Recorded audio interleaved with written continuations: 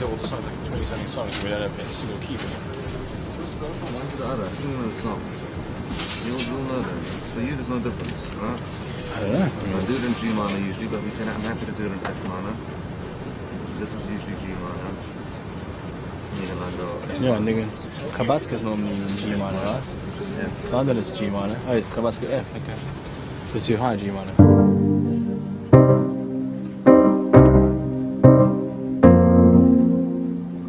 Reverb. You know how to use this machine?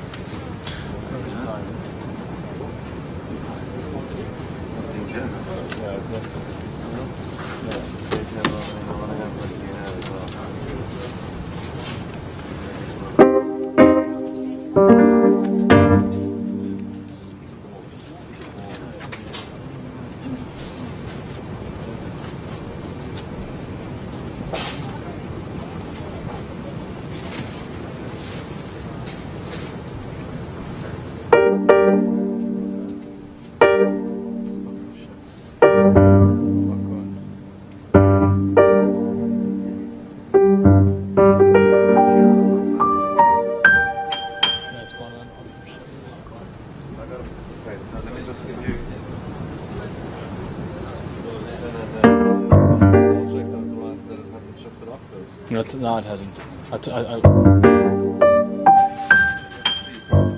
No, it hasn't now. No, it's fine. I got it back. Fine.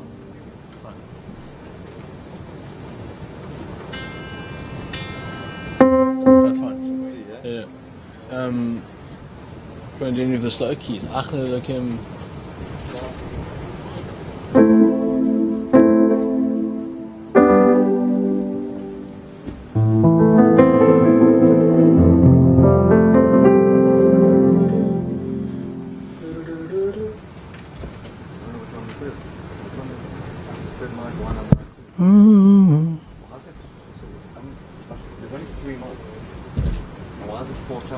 Because the keyboard is one. Which one is the keys? Mic 3 or Mic 4? It's mic 3. Ah, okay. Alright, okay.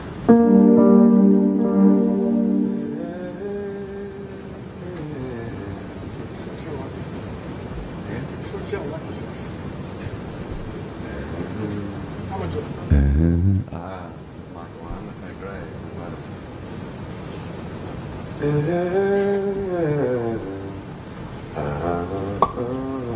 There's just no reverb on this stuff. I wish I had. Follow the music. Try and play that music for a second. Which one is worse?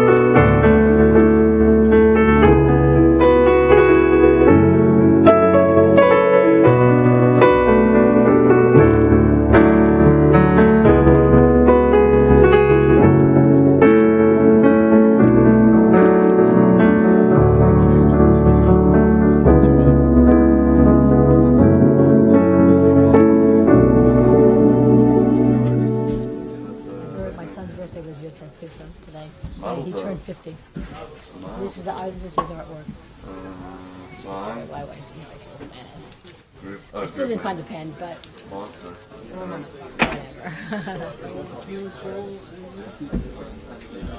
Oh yeah? Yeah, let's just play with that. That's all. Oh, that's both.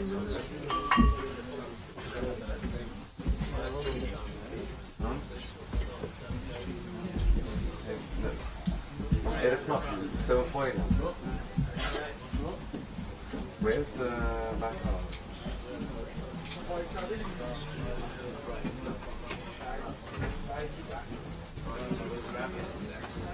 Where's that?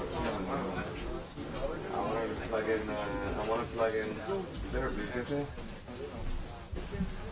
It's streaming to Prime, I assume we would have access to the stuff that's Yeah, it's going to go public content.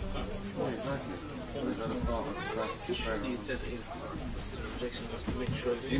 No one knows how to work with mixer, huh?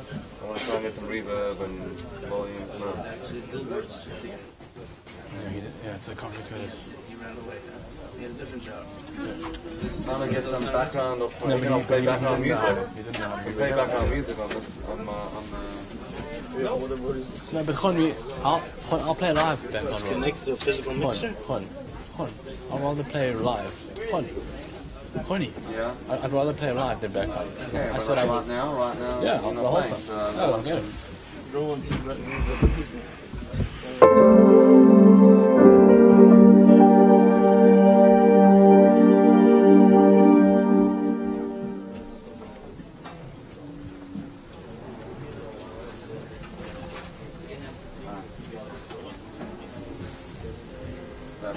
Are you microphone? I'm mic one or?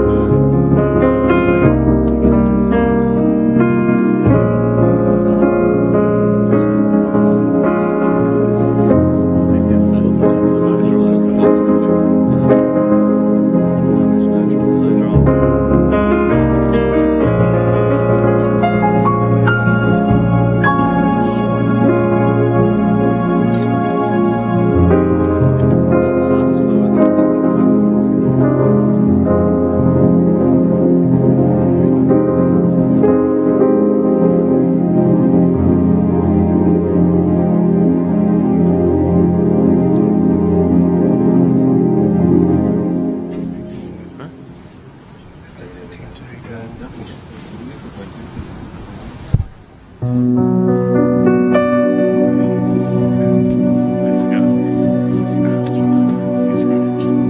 Thanks for being here.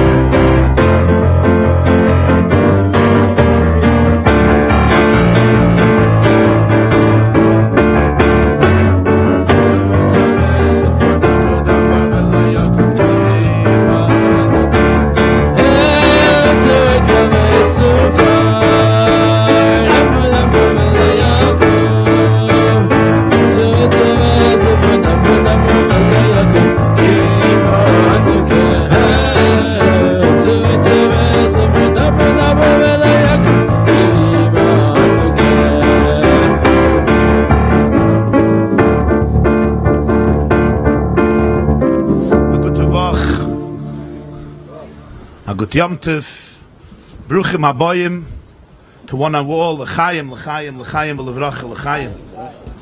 Those who didn't wash are welcome to go wash for the Suda of Malava Malka, Suda of David Malka Mashiach, and the Suda of Yitas Kislev.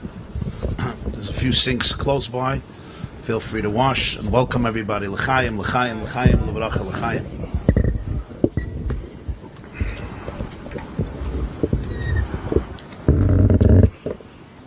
I just want to thank the Shul, Beis Medrash Erechaim, for putting together such a beautiful, splendid Suda and Malava Malka and Farbrengen. Especially I want to thank my dear friends Reb Blazer and Heather Shiner, the founders and leaders of the Shul. La'arichas Yamim v'shanam Taivis, may Hashem bless them b'chol milah d'meitav. And my colleague, the Rav, Harav Daniel Korn Shlita, and the Rosh HaKollel, Harav Nachum Shiner Shlita, and all the staff and leaders of the Shul who put this together, and all of the other incredible programs, and learning and davening and Gemilas Chasadim, Torah Avodah Gemilas Chasadim on a daily basis. Thank you very, very much. I also want to thank, and a special gratitude to dear friends David and Ida Schattenstein for being gracious benefactors and sponsors of this Farbrengen, which is also being broadcast the world over.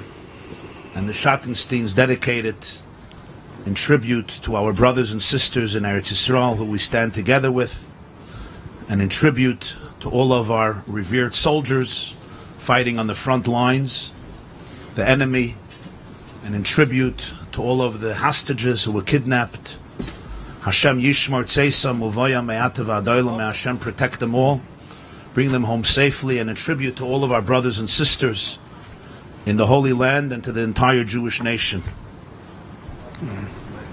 Amen. Thank you very, very much.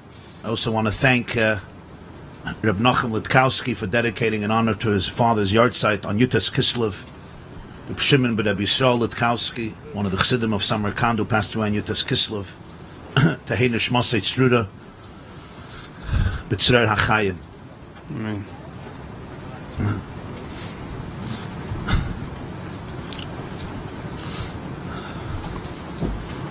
Sometimes a person can ask, what's the justification to make a big Farbrengen with music and food and Yayin Yoshan and the splendid Begashmis and Beruchnias when the Jewish people are in the middle of a war? It's a good question. The Hamas, Nazis, Yamach Shemam, declared the war on Simchas Torah. This wasn't a coincidence, obviously. What they wanted to destroy was the Jewish body, Jewish bodies, and of course they wanted to destroy Simchas Torah.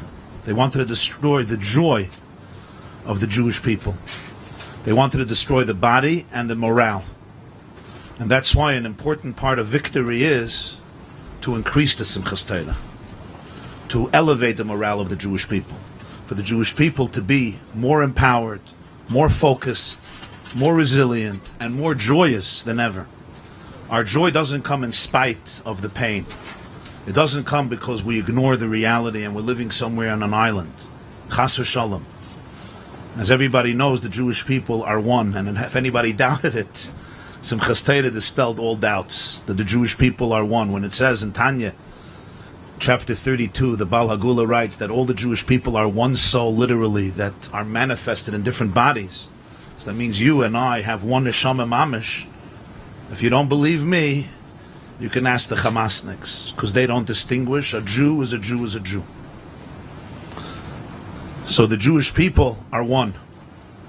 And in such a moment when the Jewish people need the most simcha, the most power, and the most empowerment, we come together tonight to stand with our brothers and sisters everywhere in the world, especially in Eretz Yisrael, and rededicate ourselves to a much deeper and more pure dimension of our own Jewishness, which was the whole idea of Chassidus that the Alter Rebbe and the Maggid of Mezrich, whose yahrzeit is today, and the Alter Rebbe, the Baal HaTanya's Chag HaGula is today, came to articulate.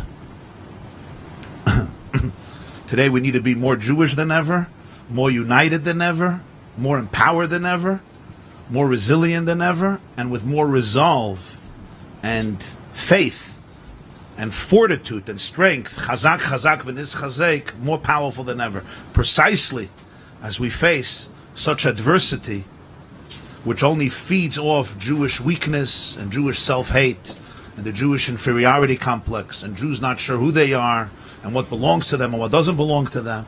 At such a moment, we need all the deepest and most authentic empowerment that comes from the deepest mayonis, from the deepest well springs in the collective consciousness of Knesset Yisrael and in the individual soul of every Jew. Everybody knows the Geula, the redemption of the Alter Rebbe, Rabbi Shneur Zalman of Liadi, the founder of Chabad Chassidus, was on Yutes Kislev Tovkuf Nun Tes. I don't know if everybody knows, but now you know. You'll be tested afterwards for the date. Tovkuf Nun Tes is 1798. That's 225 years ago. 225 years ago, Tovkuf Nun Tes, the Tovshin Pei Dalet, is 225 years, if I got my math correctly, I believe. The Chag HaGeula was also the yahrzeit of the Maggid of Mizrich, Yutes Kislev, who was his Rebbe, the successor of the Baal Shem Tov, Rabbeinu Dov Ber, passed away Yutes Kislev, Tovkuf Lamed Gimel, 1772. Before his Ptira, he turned to the Alter Rebbe, a student, and he said, Zalman, Yutes Kislev is unser Yom Hilula. Yutes Kislev is our anniversary of celebration, our wedding. He passed away Yutes Kislev, and years later, Tovkuf Nun Tes was the Geula of Yutes Kislev. In a letter that the Baal HaTanya wrote afterwards to two people, Reb Baruch of Mezhebush, whose yahrzeit is Yudches Kislev. You're going to remember everything. Reb Baruch of Mezhebush, he's the grandson of the Baal Shem Tov. His mother was Odel, the daughter of the Baal Shem Tov. Reb Baruch of Mezhebush.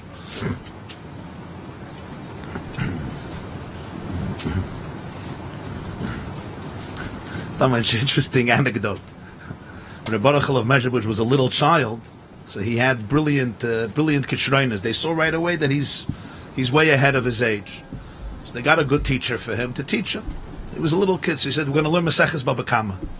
So he opens it up to Dav Beis. Arbav, is Nezikin, everybody, some people here are learning Baba Kama, so you remember, I hope you still remember Dav Beis, yeah?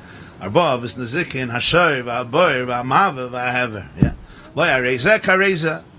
So he turns to the teacher and he says, why Dav Beis, why not Dav Aleph? Why do you start from page 2? Not supposed to start a book from page 2. Supposed to start from page 1. No, Gemara starts from page 2, not from page 1.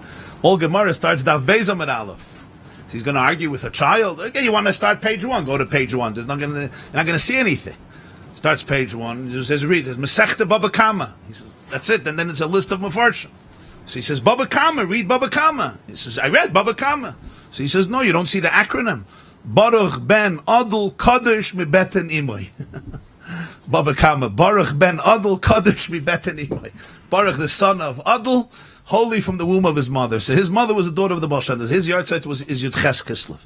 The yahrzeit of the Maggid is Yutes Kislev, and the Chag HaGeula is also Yutes Kislev. So there's a letter that Alter Rebbe wrote to Reb Baruch of Mezhebush and to Reb Levi Yitzchak of Berditchev, who was of course a very close friend of his. And everybody understands the reason he was put into prison wasn't because of some personal issue. It was a declaration of it was an attempt to completely cut down the whole movement that the Baal Shem Tov and the Maggid and the Alter Rebbe introduced into the world, the revelation of Pnimiyus HaTorah, the revelation of Torah Chassidus. So the Geula of Yutes Kislev was essentially a redemption, a Geula of Chassidus. And as the Rabbeim used to explain, that the Kitrug down here, the darkness down here, was a result of a Kitrug in heaven. It was a result of the fact that in heaven there was an opposition. So the Geula wasn't only a story that happened on earth, it's a story that happened in heaven, and like everything, earth is a mirror of heaven. So in heaven there was a whole new endorsement that as the darkness of Golus deepened, and we need new tools to be able to truly connect and fulfill our mission in the world.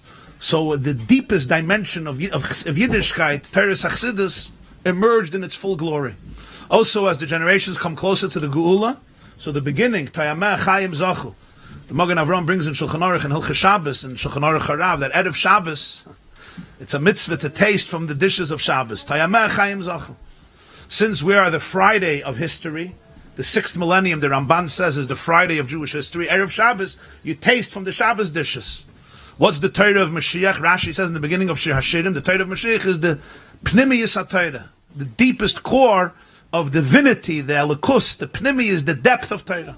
So the taste of it was given Erev Shabbos.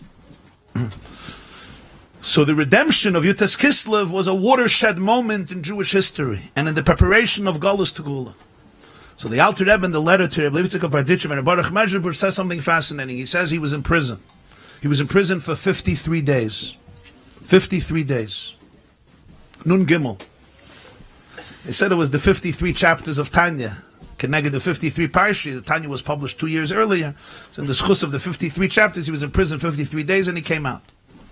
Now this was a capital, he was brought in for a capital crime. It wasn't a simple imprisonment. He thought he's not going to, he was worried he won't come out in the beginning. So what happened was, he wrote in the letter that he was saying Tehillim in his cell. And it was a Tuesday. Yutas Kislev was a Tuesday. There's Tehillim the way it's divided by the month, and there's Tehillim the way it's divided by the week. You know, Tehillim l'yom rishon yom sheni. In prison, he was saying Tehillim the way it was divided for the week. So on Tuesday, you say Kapitel Nun Hey. L'yom shlishi. So he said he was in the middle of saying Kapitel Nun Hey.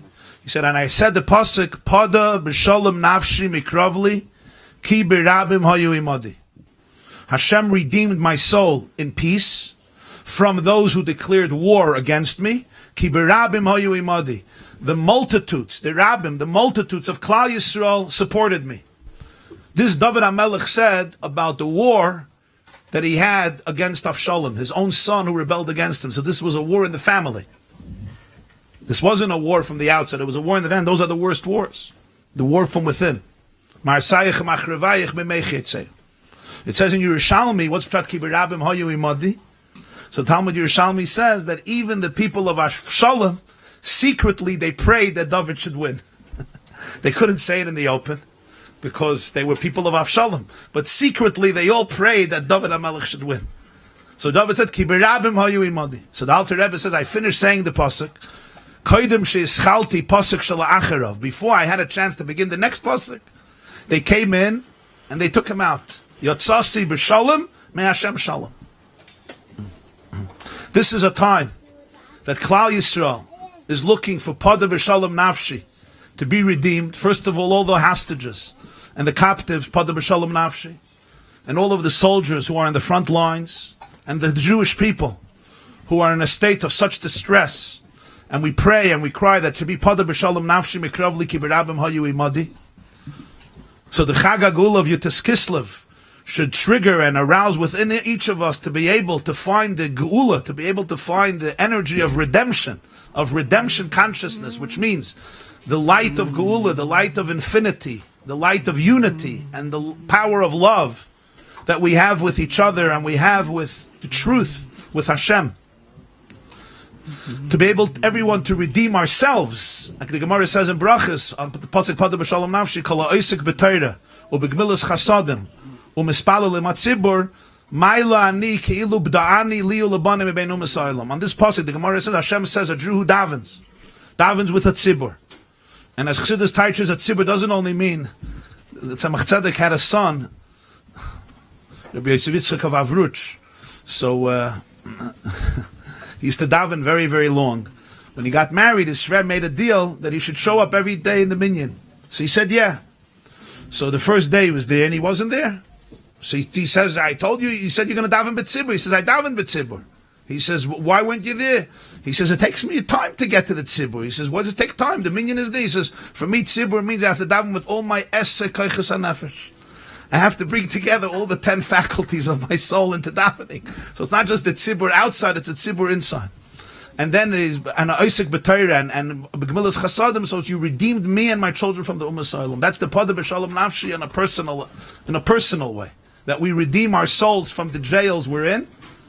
And we should see the Pada b'shalom nafshi of the Jewish people and of the world taken from a Yad Mamish. Already in that generation, or a few years later, the Chassidim composed a nigun on Pada b'shalom nafshi, of course. Once the Alter Rebbe said this, that this was the pasuk.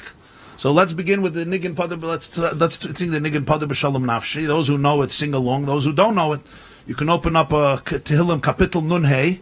It's the second half of Kapitel Nun Hey. So you'll see all the words. It's a Gewaldige Nigun that was already composed in the generation of the Alter Rebbe.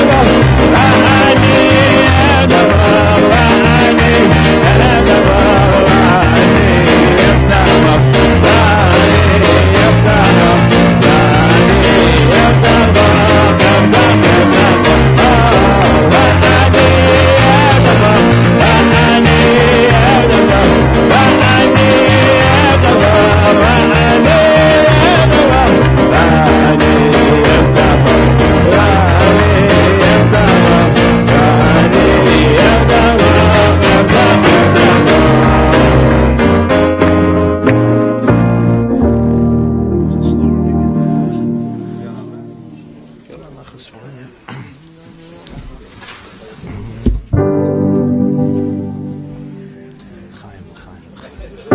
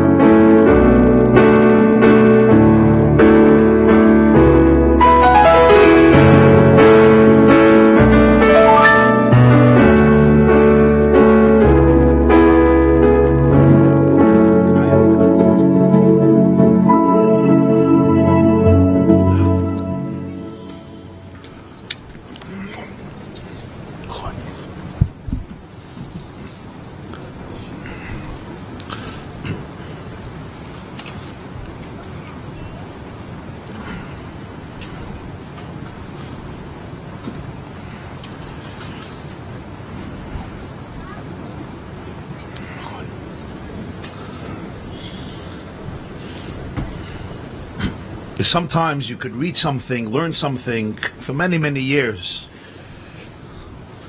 but it could remain abstract. And then there comes a moment in life where the veils are removed and the doors of perception are cleansed and the hallucinations are gone and the fantasies are obliterated and the blockages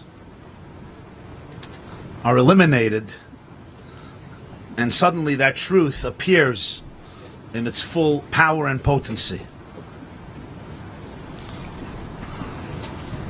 One of the most fundamental ideas in the Tanya of the Baal HaGeula of the Alter Rebbe, the Rav, the Baal HaTanya, and the Baal Shulchan Aruch Rav.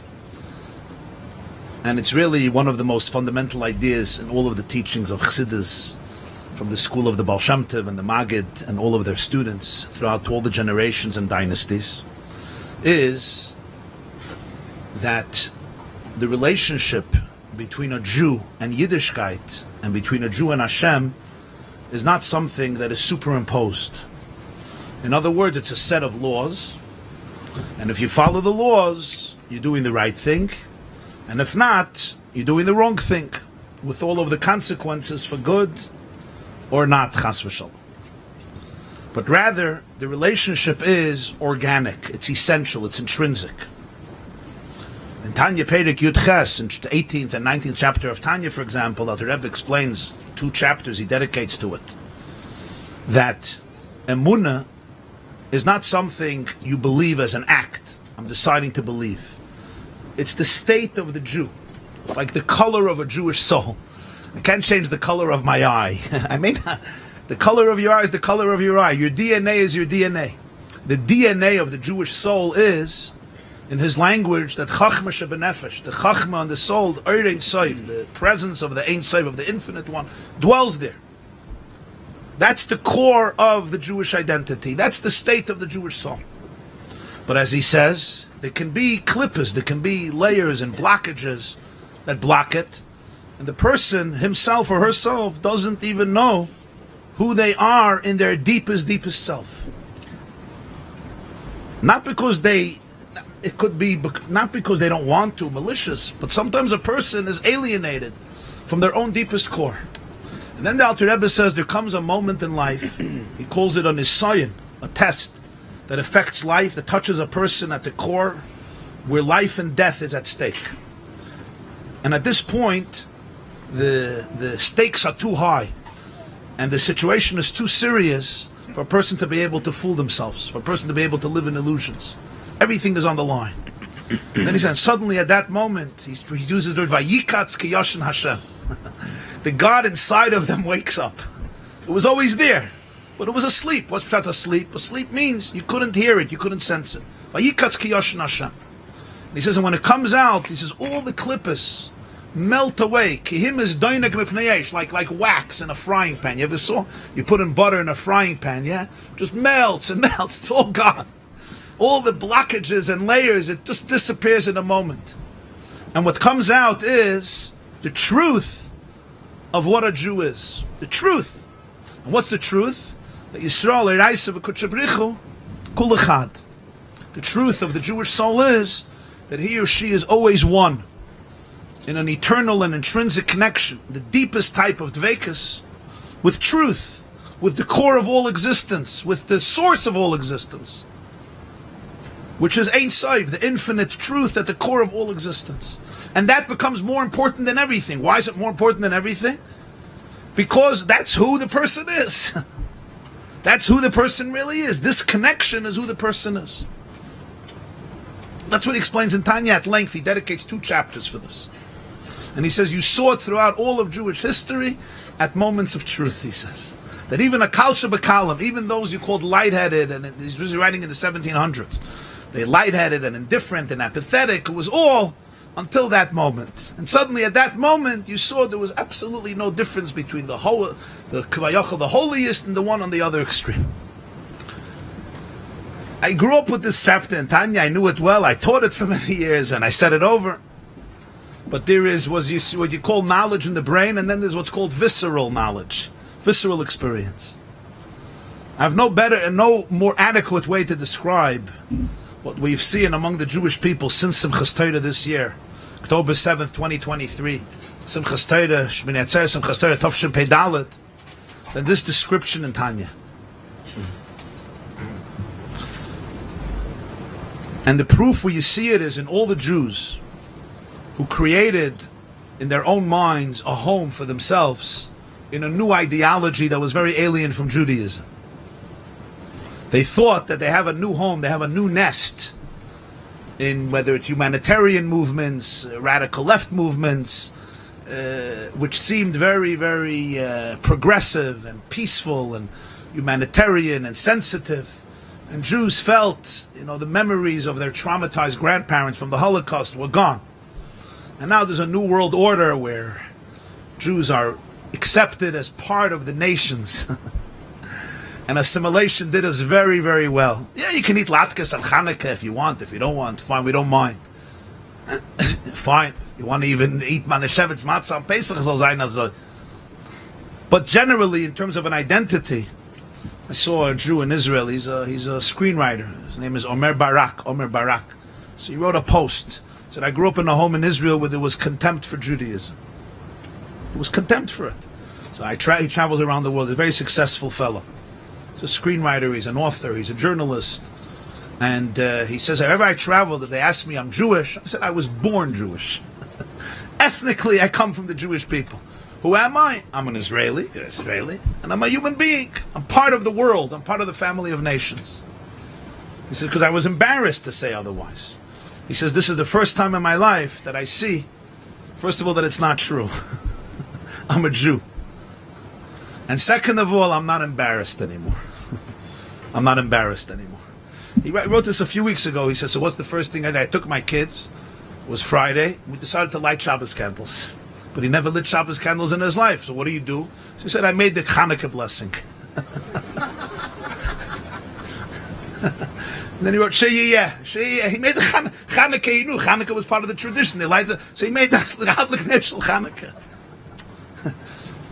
Chabad Shliach once told me, you told them, in honor of I love you so much, I decided to be a Jew. I decided to put on tefillin on Shabbos. Every Shabbos he puts on tefillin. So he made the Chanukah blessings on the candles.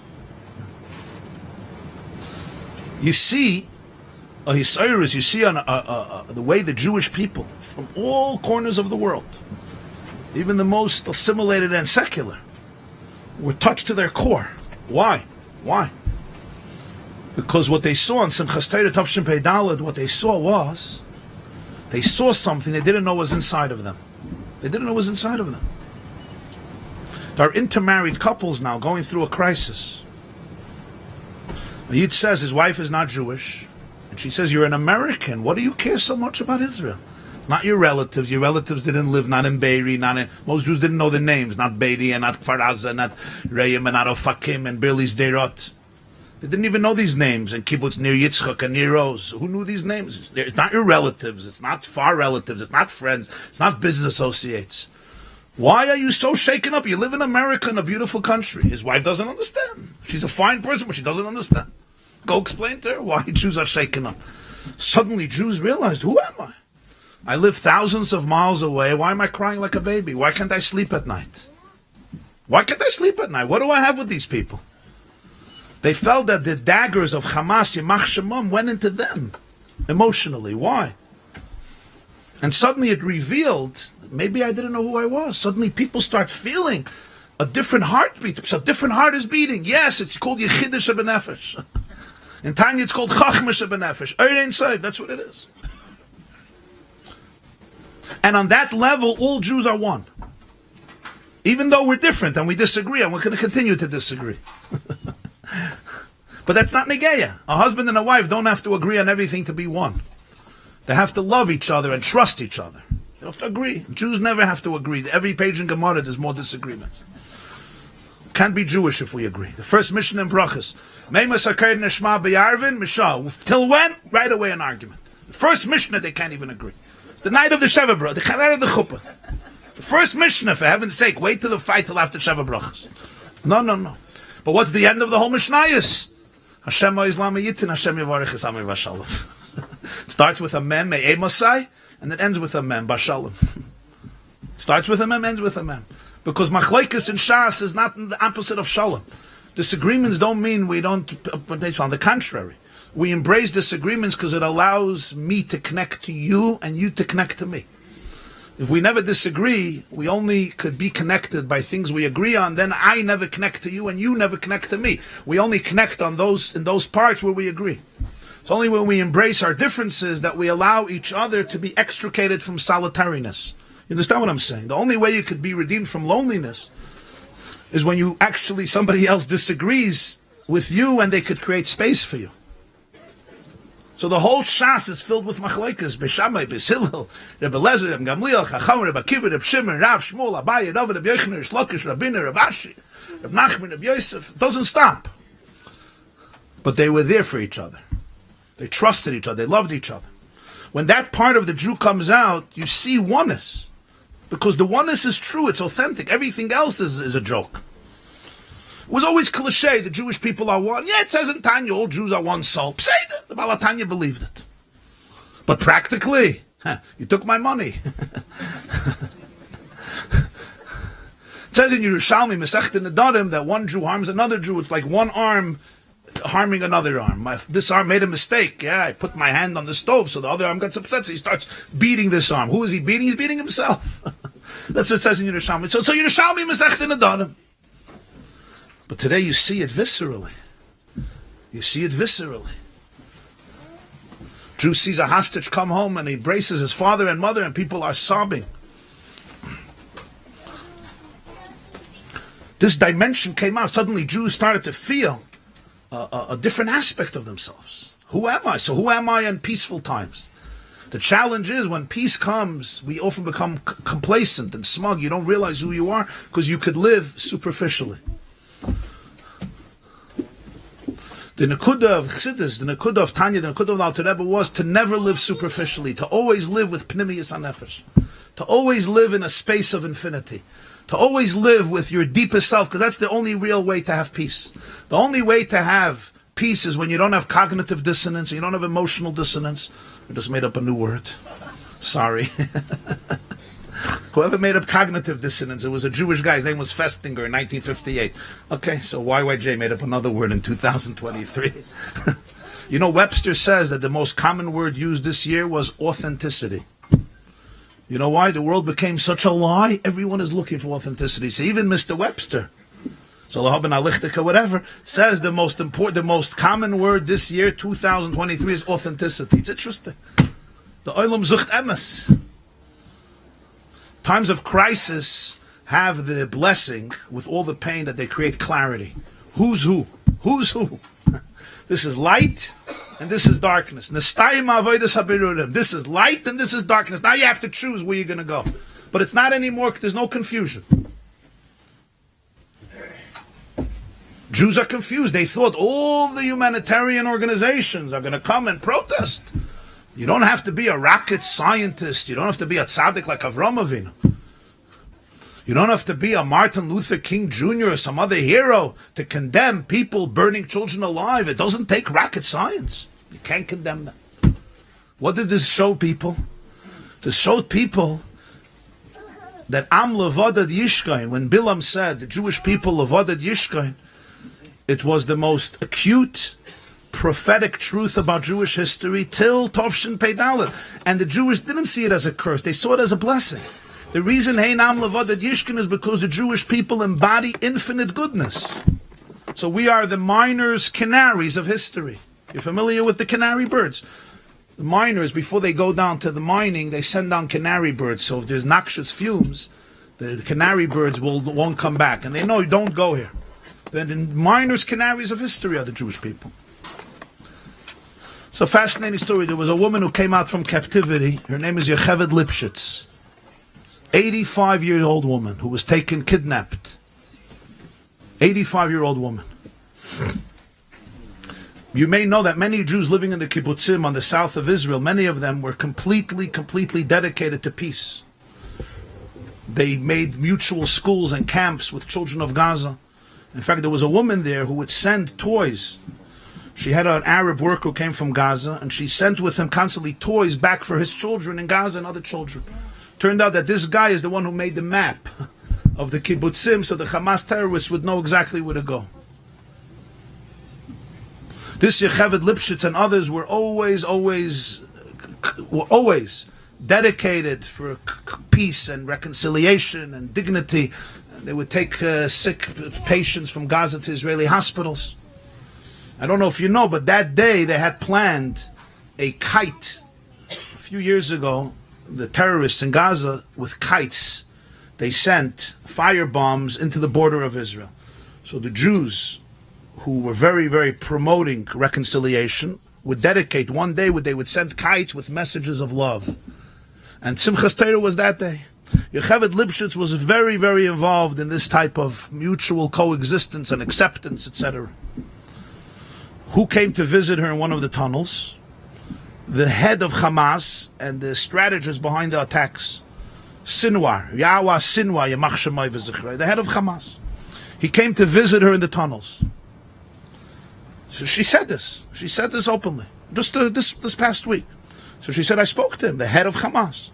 And I said, you're not embarrassed with yourself? We are the peace lovers. We're the ones who dedicated our lives to make peace with you. We're the ones who believed in your dignity, who believed that we want you to have dignity and have a beautiful life. We're those ones. Us you kill, us you kidnap. That's what she tells him. She had a taina. She said he didn't answer. He didn't answer. So somebody, a friend of mine, shares with me, he says, imagine a Jewish woman turning to Hitler in 1944. So I don't understand. I intermarried. I was a German scientist. I was more German than most Germans. I knew Goethe better than Germans and Schiller better than Germans. I knew the philosophers better and the poets and the musicians. I was more German than Germans. I was an integrated person. And what would he answer? I see you as a Jew. For me, the Jew with the Streimel, and the Jew with the yarmulke, and the Jew without the yarmulke, I see you as a Jew. Hamas didn't distinguish. You could tell me you're left-wing, you're atheist, you're 100 times atheist, you're more atheist than any other atheist. What I see is a Jew. And that's why the hatred to a baby and to an activist is the same hatred. Because the Yechidische Benefesh, the holiness, is embedded in every single Jew. I have a friend in Eretz Yisrael, Rabbi Yedidei Meir. He's a writer. So he wrote something beautiful. He says the famous Medrash, the Psikta, that the Lubavitcher Rebbe made famous in Tov Shin Nun 1990, before the first Gulf War, the famous Medrash from Yalkut Shimoini. B'Shasha, today there's many songs. B'Shasha Melech HaMashiach Ba, Oymed Al Gag Beis HaMikdash, V'Oymer, Anavim Higiyaz Mangu Las. When Mashiach comes, he will stand on the roof of the Beis HaMikdash and say, humble ones, the time of your redemption has arrived. V'im Ein Atem Ma'aminim, and if you don't believe, Ru'u Ba'oiri Shezoreach Aleichem. If you don't believe me, look at my light that is shining on you. That's how you'll have emunah. And when you think about these words of the Medrash, if you need emunah these days, you want to know what you should look at? Ru'u ba'oiri shezoreach aleichem. Look at the light that is shining on the faces of Knesset Yisrael. Ru'u ba'oiri shezoreach aleichem. There's a divine, infinite light beyond nature that is shining on the faces of the Jewish people. Certainly in Eretz Yisrael, our brothers and sisters in Eretz Yisrael. The fact is that the week after the war, the response to come help, so usually a response to come help a country during the time of war is 50%. If it's 70%, it means they really like their country. In this case, it was close to 200%. Within a week or two, 200,000 Jews rushed to get back to Israel, and many of them to go straight into a war. You're in New Zealand, you're having a good time in New Zealand. Was fällt dir aus? You really want to meet Hamas face to face? You're in New Zealand. You're in Florida, you're in New York. Almost 200,000 Jews rushed back. Why? Why they rush back?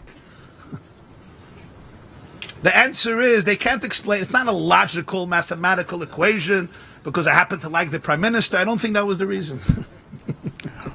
Or I'm in love with the Knesset. or I'm in love with the falafel. That wasn't the reason. The reason is because when Yechidish Benefesh comes out, when the Pnimius of a Jew comes out, there is a level of commitment and dedication and love that is l'mayla mitam v'das. It can't be defined in logical, mathematical equations. I'm loyal to a country, and my father lived there, and I went to the schools, and I like a lot of things about it. It's a different level. It's elikus. It's divinity. It's Mesiras Nefesh.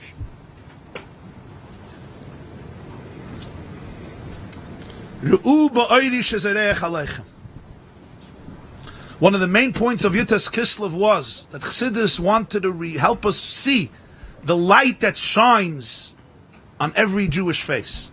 And to be able to see that light, the light that shines in yourself. It could be concealed. It could be concealed by life's experiences, by life's events. It could be experiences it could be eclipsed because of difficulties and challenges, physical, emotional, psychological, social, spiritual. It could be eclipsed because of people's journeys and because of many, many different reasons. Eclipsed, but never eliminated. It could be asleep. It can be jailed maybe. It can be covered. But there's a moment the covers come off and the Ur comes out. That's the pnimius of the Ur of a person. If you don't believe me, tell me this story makes sense in nature. A woman 72 years old. Her name is Adina Moshe. Her last name is Moshe. First name is Adina. Her husband's name was Said Moshe. They lived in one of the kibbutzim, I believe in Kfar Gaza. Simchas Torah in the morning, the monsters came into their home, 6:30 or 7 in the morning. And Said was in the house together with his wife, Adina. They're elderly people. I think throughout their life they were farmers. They had orchards over there. And he shot Said to death and took his wife Adina into captivity. They took his wife Adina into captivity. They kidnapped her and they brought her to Gaza. 72-year-old woman. Last week she was freed in the hostage deal. Before she was freed, she was talking to the terrorists, the Hamas terrorists, who told her she can go. It's time to go, get out and come. And what did she say to him? There's another woman, a Jewish woman, who's older than me and weaker than me. She's in a worse position than me physically. If it's one of us, take her and let me stay here. This wasn't her mother. This wasn't her sister. This certainly wasn't her daughter. It's another Jewish woman. She's older than me and weaker than me. So if it's one of us, take her. They didn't listen. They took her. They took Adina Moshe.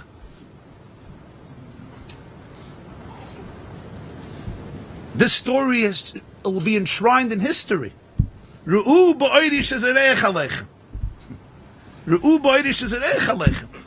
does this light come from? It's a different magnitude of light. Now I go back to the Tanya, those lines that I grew up with, and I say, this is the headlines of the Israeli newspapers. What the Alter Rebbe was teaching was Atzmiyus Neshamas Yisrael. You have to know the etzem. You have to know the etzem. And it's also true in people's personal lives. Sometimes life stories can eclipse so many parts of us. And we don't realize how powerful our connection is, how powerful our dveikus is.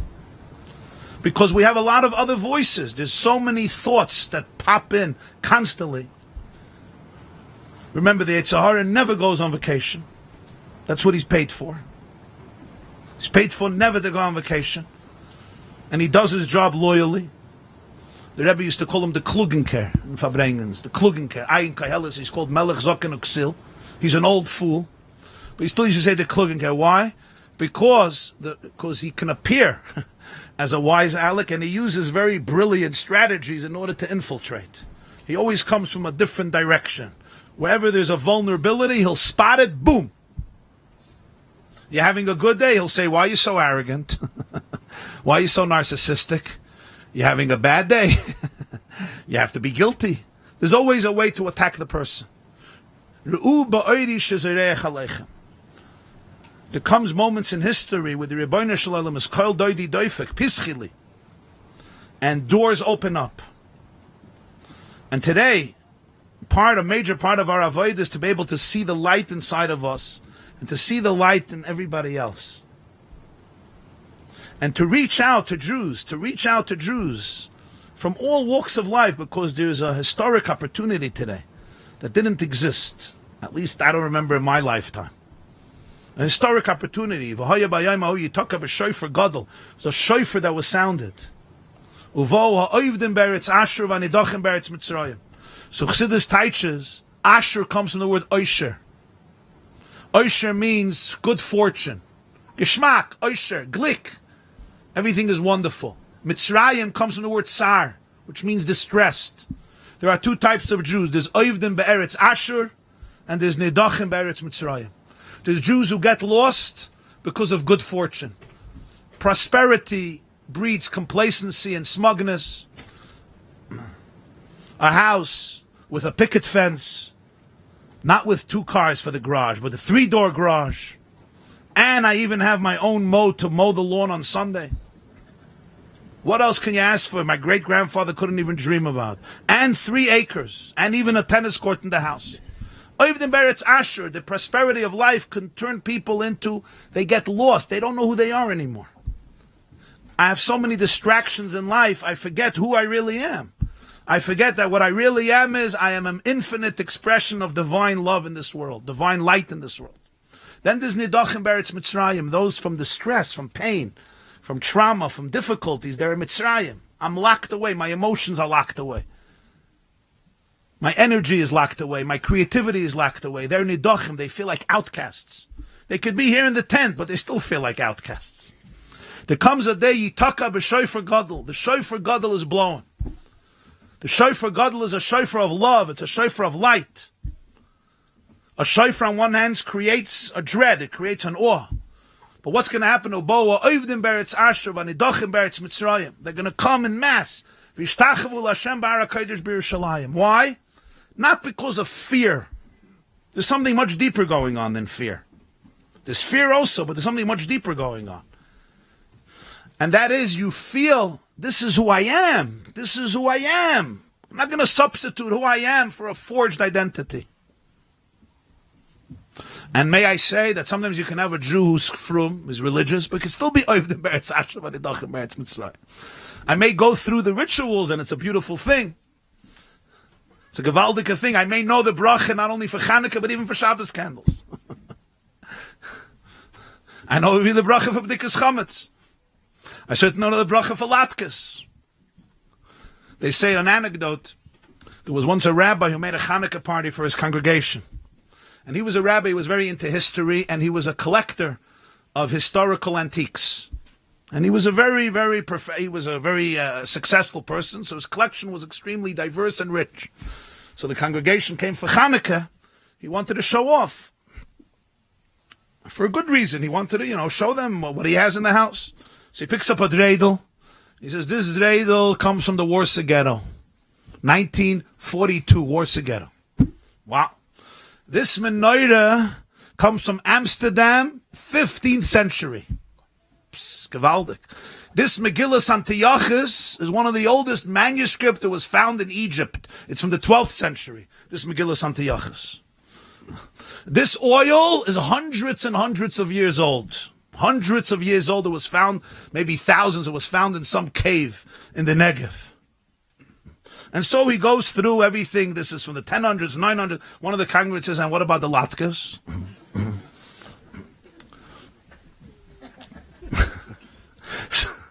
So the truth is that what you see is the connection to Jewish history. So we do like fresh latkes, but we have to, the fresh latkes. But I could sometimes touch something, touch a mitzvah, and not realize what's contained in it, the depth in it, the Asher Kedishanu b'mitzvaysav v'tzivanu, the Netzach Yisrael, the eternity of it, the link.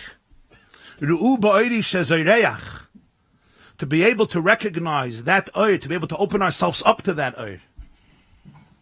So pada b'shalom nafshi, so the soul gets liberated from all the klippas, from all the shells, from all the husks, and that at such a moment you say, I don't need no cover-ups, I don't need no blockages, daloi galus, which is the Russian way of saying enough with all the jails and enough with all the exiles.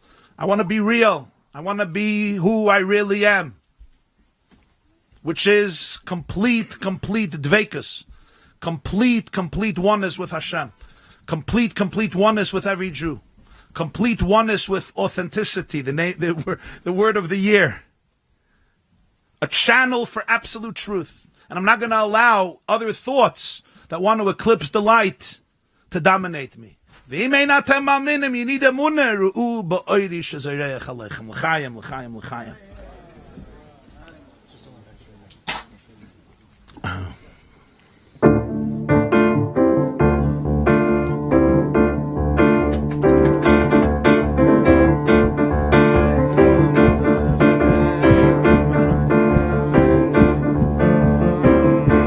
Ashreinu matov Hashem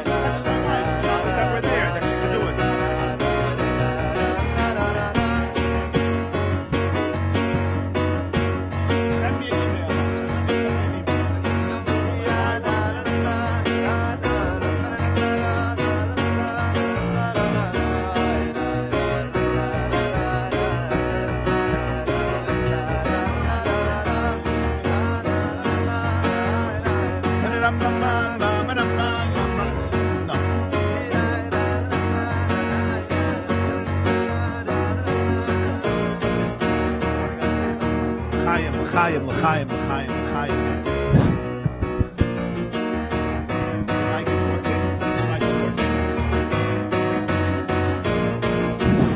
L'chaim, l'chaim. You can hear? No, you can't hear? L'chaim, l'chaim, l'chaim, l'chaim, l'chaim, l'chaim.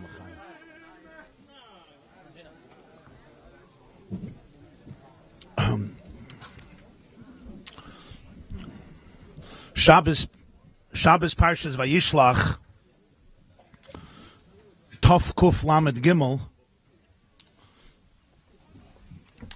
Shabbos Vayishlach 1772 was the last Shabbos in the life of the Maggid of Mizrich, because he passed away, as I said earlier, on Yutas Kislev, Tov Kuf Lamed Gimel. On that Shabbos, the last Shabbos of his life in this world, he said the following. One of the Torahs that he said was that Rashi says, Vayishlach Yaakov Malachim, Rashi says, Malachim Mamish. Yaakov sent Malachim, so you could think Malachim means messengers. So Rashi says, Malachim, Malachim Mamish. It means Mamish Malachim, literally Malachim. In the most literal sense, they were angels, they weren't just human messengers. So the Maggid said, the word Mamish comes from the word Mamoshes. You could feel it, you can touch it. Right? Mamish, Mamoshes, Chusha. When you could touch something, that's called the Mamoshes of it. Physical texture.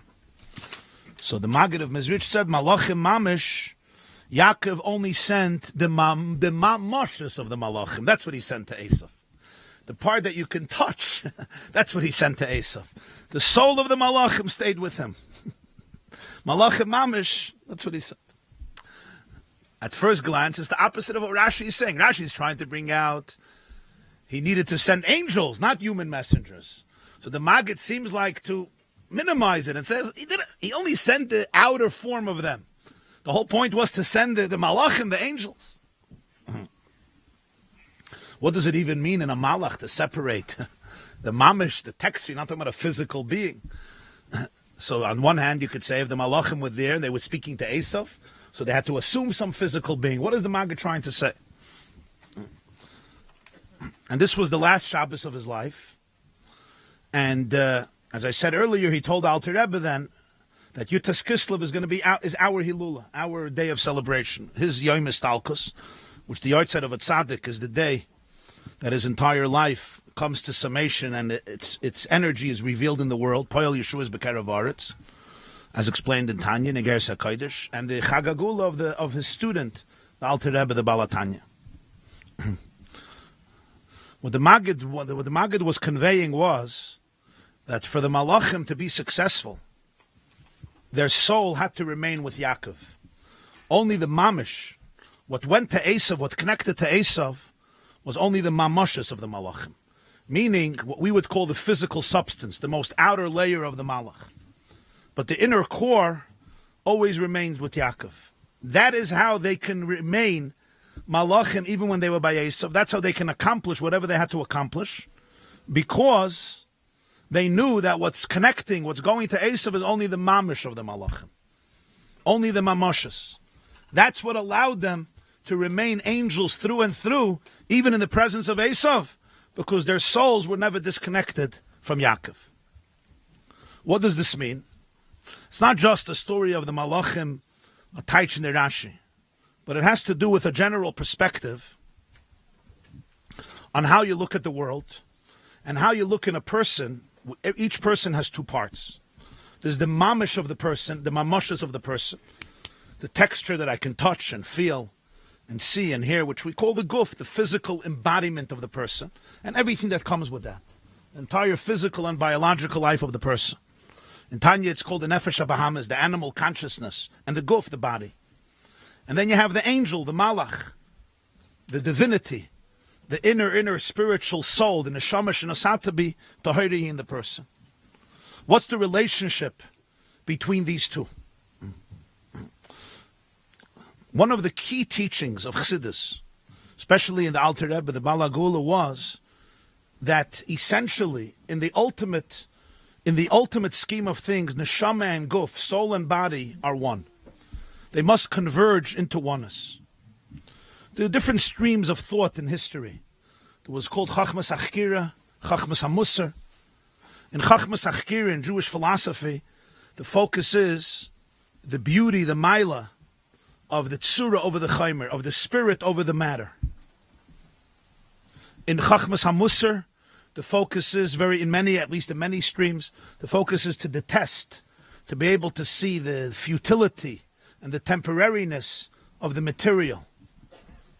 The focus in Chassidus is to synthesis, to integrate neshama and guf, to integrate the soul and the body. There's the famous line of the Baal Shem Tov. It says in Parshas Mishpatim, Ki sireh chamer seinacha, roivitz tachas masoi, v'chadalta me'azoiv loi, aziv tazevima. You might see the donkey of your enemy, and he may be crouching under its burden. It's too heavy, so the donkey is on the floor. You might think you don't help him. You don't want to help him. It's your enemy's donkey. You should help him. So the Baal Shem Tov said, Chamor is oisius chaimer. The word chamor, donkey, is the same letters like chaimer, which means the material.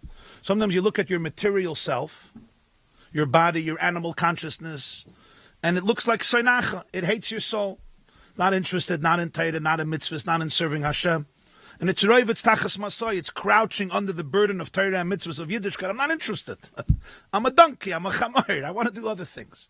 V'chadalta me'azoivla. You might think that the way of handling it is by rejecting that part of yourself. Says the Baal Shem Tov, Loi bezu haderech tishken oira Torah. Not this way will the light of Torah dwell in the person. Aziv tazevima.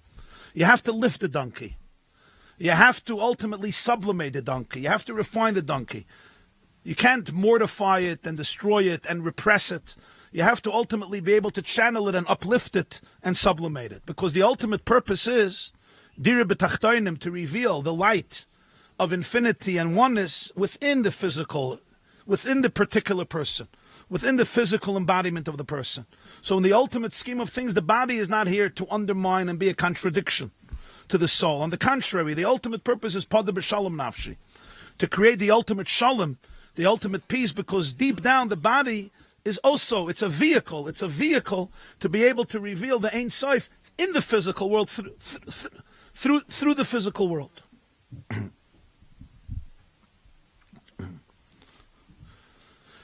The Lubavitcher Rebbe once explained in a Yutas Kislev Farbrengen, Tavshin Chafei, 1964.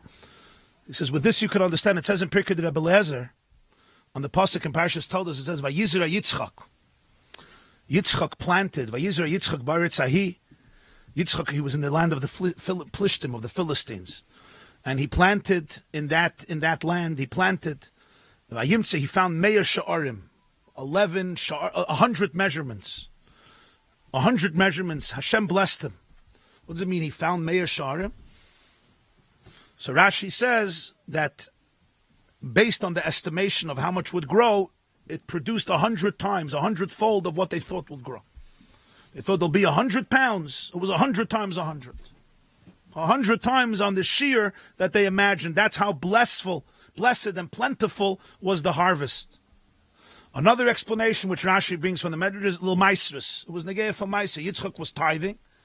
In Meiser you have to know the shear, exactly how much you have, and a percent of that. Usually Meiser is 10%. Me'eser. 10% you have to give.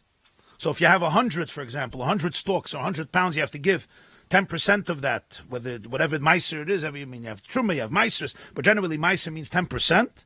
So this measurement was for Meiser. You should be able to say 100, so you have to give 10% of that. So if you have 100 pounds, you have to give 10 pounds, etc. 200 pounds, 300 pounds. That's why it says Meir Shara. In Pirkei de Rebbe Eliezer, which is one of the Midrashim of the Tanoim, Rebbe Eliezer Agadol, the teacher of Rabbi Akiva. So he writes, he says, V'yizra Yitzchak, v'chizara Yitzchak dagan chas v'shalom. Are you going to say that Yitzchak sowed, he planted dagan, grain? Heaven forbid. No, Yitzchak tzedakah zara. Yitzchak planted tzedakah. In other words, he wanted to give tzedakah. In order to give tzedakah, you have to have grain. What are you going to give from? So the Rebbe said, what's the chas v'shalom? Are you not allowed to plant anymore? This chas v'shalom, v'chizara Yitzchak dagan chas v'shalom. It's a sin to plant. The whole survival of the human race comes from planting. What does it say in Chumash? Sheish shanim tizra sadecha, v'sheish shanim tizra karmecha. V'safta est fosa. 6 years you plant and you harvest. The 7th year you have shmita. B'charish u'b'katzer tishbais. On the 7th day or the 7th year you rest from plowing and planting.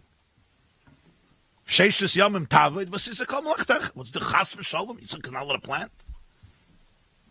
It's a funny thing. Ella Yitzchak Zara. So you look at it, okay. So the Rebbe then explained the pnimi is the depth of what Chazal are saying here. What's the chas v'shalom? It even says in Krishma, "V'asafta de ganecha, v'sirosh chavitzarecha." You're going to harvest your grain and your wine and your oil, and you'll have grass to feed your animals. We say it every day in Krishma, including tonight, and also before you go to bed. Krishma shalamita. The explanation in this is, by the Avos, it says, Ha'avos heinei na merkava. The Medrash says, Ha'avos heinei na merkava. What does it mean, the Avos were merkava? Means a chariot. What's a chariot? The definition of a chariot is, in those days they had chariots. If you wanted to travel somewhere, you got into the wagon. And the merkava, the chariot, the wagon, took you where you had to go. That included the horse and the wagon. Why the Avos called the merkava? Merkava for the Shechina. The idea of a merkava is, when you get into your car, for example, and you tell your car, I want to travel to Borough Park. I want to travel to Manhattan. I want to travel to Williamsburg. I want to travel to Monroe. I want to travel to Miami. The car doesn't respond and say, I have to think about it. Let me see if I'm in the mood. Let me consult my therapist. Let me find out if this works for me. And then we'll negotiate. Maybe we'll go halfway. If your car does that, take it to the mechanic. If your car starts arguing with you and doesn't even want to move, then it's takanada merkava. It's all of our shalom. It's time to call the Chevra Kadisha. You could sell it on eBay. A good car, a healthy car, quote unquote, it's not pshat, he has an identity, and then he has to fight with Kabbalah soil. He's obedient because you're the boss. So he has no choice, you pay him a salary. Definition of a merkava is he doesn't have an identity outside of the identity of the master. The horse, you get on a horse, you tell the horse, let's go. If the horse is a healthy horse and the horse trusts you, the horse has to trust you. If the horse trusts you, the horse doesn't have an argument with gate. The horse is happy. Why? Because a real merkava, even a horse, which is a living horse, its entire identity is, I want to serve the one who's riding on the horse. And we know the loyalty of a horse is very powerful, very, very deep. And horses are also very sensitive to the energy. We have here some horse trainers, I think, right? We have a horse trainer, I think, in the Ezra's Nasha. The energy of horses is a very sensitive energy. That's a merkava. Ha'avas heinen a merkava means the avos were a merkava. It means they were so in tune with truth, their very self was a conduit for truth. And what is truth? The truth of reality is the Ein Sof, infinity. Every single thing in the world, all matter, every matter is made up. What makes matter? The answer is it's molecules that are made up from atoms, and each atom is made up of the subatomic particles, and trillions, much more than trillions, sextillions and sextillions of atoms are needed to work in full synchronization and perfect synchronization for the tiniest matter in the world. And if one atom disintegrates and doesn't follow that particular pattern, all matter is gone. So there's someone who brings it together every single moment, literally, and that's the energy, the divine energy that sustains and gives life to everything in reality every single moment. The Avos were so in tune with reality, with their own reality, with the world reality, so their very identity was what is a conduit for the infinity. My body, my mouth, my soul. The Mori Nayim writes, it says by the Akedah, Vayishlach Avram es yadoi, vayikach es hamacheles lishchet b'noi. Avram sent forth his hand, and he took the sword to slaughter his son. Why do you say Vayishlach Avram es yadoi, vayikach es hamacheles? He sent his hand and he took the sword. Obviously, you take a knife with your hand. That's why he sent his hand to take the sword. Vayikach es hamacheles. So the Mori Nayim says, it says that the Avos, Avram, did the whole Torah before it was given. How did he know the Torah before it was given? How did he know? The answer is his body was healthy. His body was in tune with cosmic energy. His body was in tune with what is the plan, what is the divine plan of existence. So his body naturally gravitated to whatever the will is Hashem. He knew the mitzvahs from inside. His DNA was in touch with the will of Hashem. Now it came to slaughter Yitzchak. Was it the will of Hashem to slaughter Yitzchak? No. So his hand was resisting. Vayishlach Avram es yadoi. So he had to tell his hand, go. It's his hand, because the hand knew that Hashem didn't want Yitzchak to be slaughtered. It was all a test. Vayishlach Avram es yadoi, to send forth his hand. So avos heinen and merkava means that it wasn't a competition in them, a conflict in them. I have my ego, and then there is what Hashem wants. Ego is the illusion that at any point I'm disconnected from the source of all existence, from the life force and the vitality of me and reality. It's a very painful place. I said in the morning, we learned the Torah, I gave an example. Imagine a plug. Yeah. And the plug is plugged in, and it's channeling the electricity into the video camera, into the mic, into the piano, into your phone, into your computer, your vacuum cleaner, your air conditioner, whatever it is. And then at some point, you know, the wire says, I want to be independent. I want to be free. What do I have to be connected to the wall? So what does the wire do? The wire disconnects itself from the wall because it wants to be autonomous. It wants to have atzmaut. It wants to have liberty. So what happens? Wonderful. The wire is detached. The wire is independent. It's not anymore. It doesn't have to be connected to the wall anymore. You don't care how short it is, how long it is. You don't need an extension cord. There's only one issue. There's no electricity.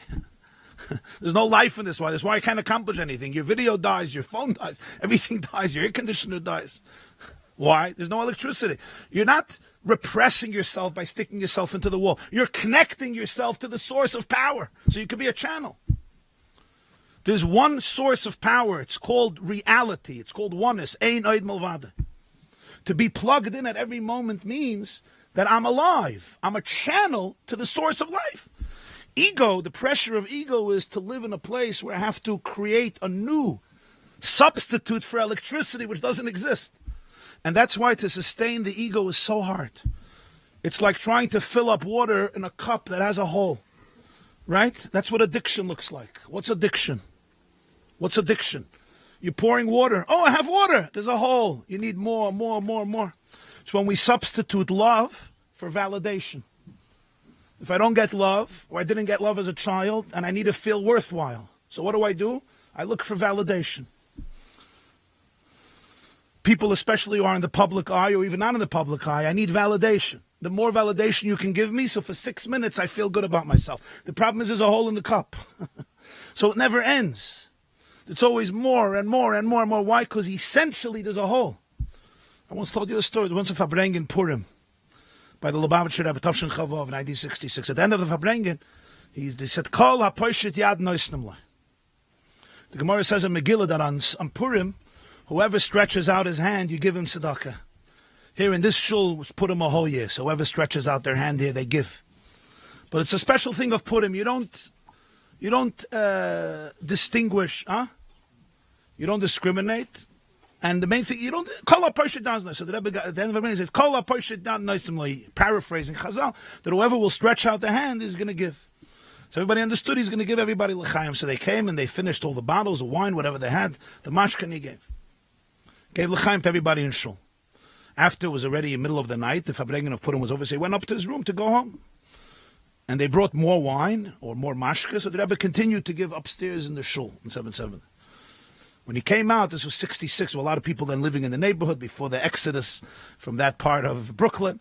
So the Rebbe went out to go home, so more people came from the whole neighborhood. It was the news, the Lubavitcher Rebbe is giving everybody l'chaim in the middle of the night, Purim, a lot of people came. So he was giving people, and thousands of people came, and was already 3 o'clock in the morning, or 3:30 in the morning, or maybe even later. My uncle told us to me, he was there, he said there was a bacher who went over with a cup to get l'chaim from there. He was standing by his car on Eastern Parkway. He told me the bacher wanted to see, so they got up on his car. So he said it was Mekuyim in the 4 tires, Teitzei Ruchai, Yoshev Lad Mosai. So he had to go home in a different car. So he said there was a bacher came over, and with a cup, yeshiva, one of the boys in the yeshiva. So the Rebbe took a look. We're already thousands of people that came. And he says, Dachtzach adur shebakumen. If I'm not mistaken, you already got. Because in the beginning of the night, at the beginning of the distribution, at the end of the Farbrengen, which was a long time before, he taka got. I think you got already. So he tells the Rebbe, yeah, aber ich gehat a loch in cup. I had a loch, I had a hole in the cup. So the Rebbe says, da hast a loch in cup, was zu helfen, als ich gegeben a zweiten Mal? Hat sich weiter ausgissen. If you have a loch in the cup, if you have a hole in the cup, what's going to help I give you a second time? It's going to pour out again. So he tells the Rebbe, ich gekrogen a neue cup. In the interim, I acquired a new cup. Now I can give you, he gave him a second time. Cup means cup, but cup in Yiddish also means cup. So he said, I had a hole in my cup, so what's going to help you? I can give you again. I could pour you for 50 years, I could pour you mayim chayim. If there's a hole in the cup, nothing is going in. If essentially the damage is at the core, the person at the core feels worthless, so then could you compliment me? Could you say something nice about me? Anybody relates to what I'm saying? Or is there anybody who relates to what I'm saying? Huh? Or I'm the only one who relates to what I'm saying? Moshe, you relate to what I'm saying? Baruch Hashem. Okay. You relate to it. I know you relate to what I'm saying. I don't have a shayla. In each person, it's maybe expressed in a different way. But what does it come? It comes from the fact that my soul is not my best friend. When your soul is not your best friend, you're looking for friends and acquaintances everywhere. What does Carnegie say? How to make friends? What's the lashon? It's good to have friends. Friends are very important. The best friend you have to have is your soul. Your soul is a chelik elokah mimal mamash. Your soul is your best friend. And your soul, by the way, is never bored. People say, I'm bored. You're only because you don't know your soul. If you know your soul is not bored. God is not bored, if you haven't realized by now. And your soul is not bored. It's full of life. It's full of creativity. The electricity is flowing constantly. How did I get into the whole cup thing? Anybody who's listening, or you're on your phone? Huh? Huh? Farkala Pashit Yan. Ich habe euch ADHD. And guess what? My cup has a hole, so I need a new cup.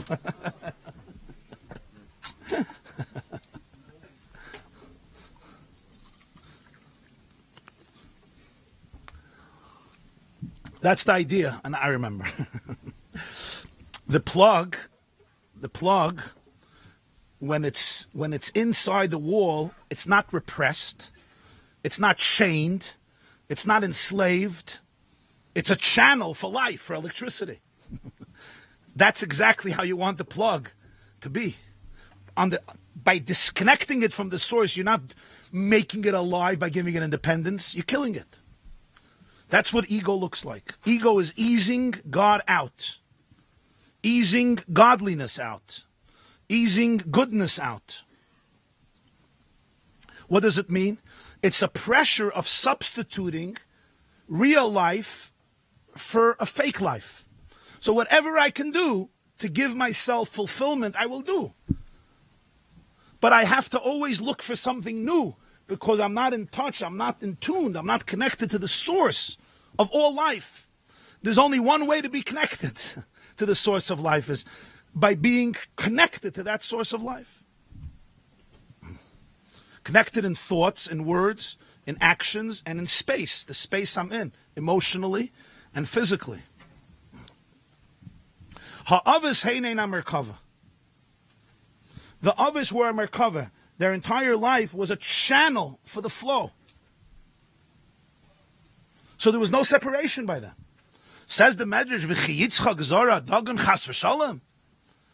By Yitzchak, ha'avis heinein merkava, it's a Chas V'Shalom. He was just sowing grain.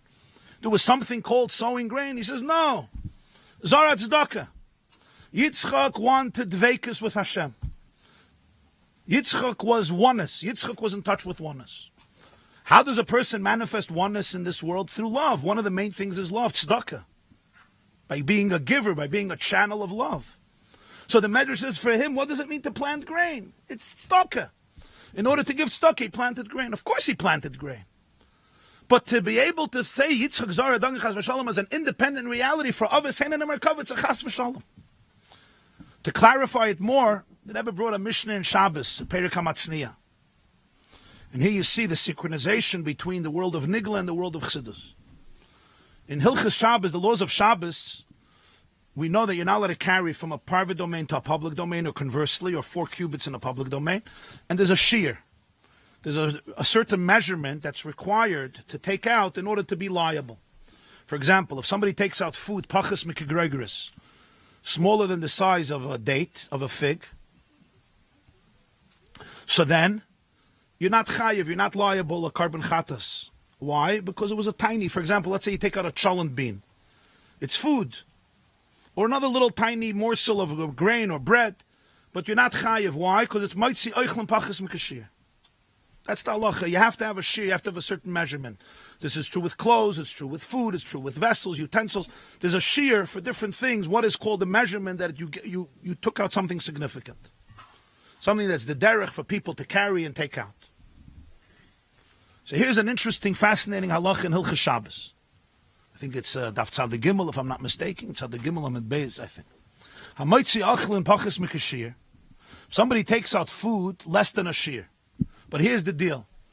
Let's say the cholent bean was sticky. So I didn't want to hold it. So what did I do? I put it in a keli. I put it in a utensil. I put it in a cholent pot. So you take out a cholent bean that's smaller than a shear into the public domain on Shabbos, but you took it out in a keli. The keli is big. So l'chayri, you should be chayav a carbon chatos. Says the Mishnah, you potter. And you potter afal akli. You potter on the keli too, on the vessel too. Why? The keli is a big keli, you carried it. The answer is, says the Mishnah, the whole reason you're taking out the utensil, the vessel, is why? For the food. The food itself is less than a shear. So you're not chayiv a carbon chatas on Shabbos. And Mezid, you're not chayiv skilla. Why? Even though you took out a keli. And the keli is a huge keli, maybe a cholent pot. You know those big cholent pots in the shul here? You potter. Why? Because the whole purpose why you're taking out the keli is what? Just to carry the food. And the food is pachas mikashir. Now, what's pshat? You're taking out a vessel, and you want to take out the vessel. So the true higayon, the true depth of this halacha is as follows. Because the whole purpose of the kli is to be a channel, to be a vessel for the food, so halachically, the vessel forfeits its distinct identity. What is its identity halachically? It's an extension of the food. It's a channel for the food. It's a hechitimtza. It's a way, it's a method to bring out the food. You want the keli to bring out the food. So it assumes the identity of the food, and the food is less than a shear. So if the food is less than a shear, so you're not chayiv. You're potter. Even if chatzi shear asim in Torah, but you're not chayiv a karb mechatas. There's a keli. Physically, somebody is looking, there's a keli. What do you mean you're not chayiv? You're taking out a keli. It's a huge pot. Halachically, we say, no, there's no keli. What do you mean there's no keli? There is a keli. Take a look. What's the essence of the keli? The essence of the vessel is to carry out the food. So it assumes the identity of the food, and the food is less than a shear. Because the whole inyan of the kli, the whole reason, the whole rezan diyetra of the vessel is to serve as a conduit to carry out the food. What do we see from here? At the surface, if I'm looking at the surface, it's a vessel. If you're looking with halachic perspective, the very essence of the vessel is just a keli for the food. That's its mitzias. On its own, it doesn't have a mitzias. So that's what the Medrash says. V'chi Yitzchak zara dagan chas v'shalom. Yitzchak is not planting grain. Yitzchak zara tzedakah. He's planting grain, but it's like the keli, because the only thing by Yitzchak is einoid malvadoi. So therefore, even the physical things he touches, it's just a conduit to bring out godliness, So it doesn't have its own mitzias. Chas v'shalom. Havas ein an emer. It's complete oneness. What is this in a person's life?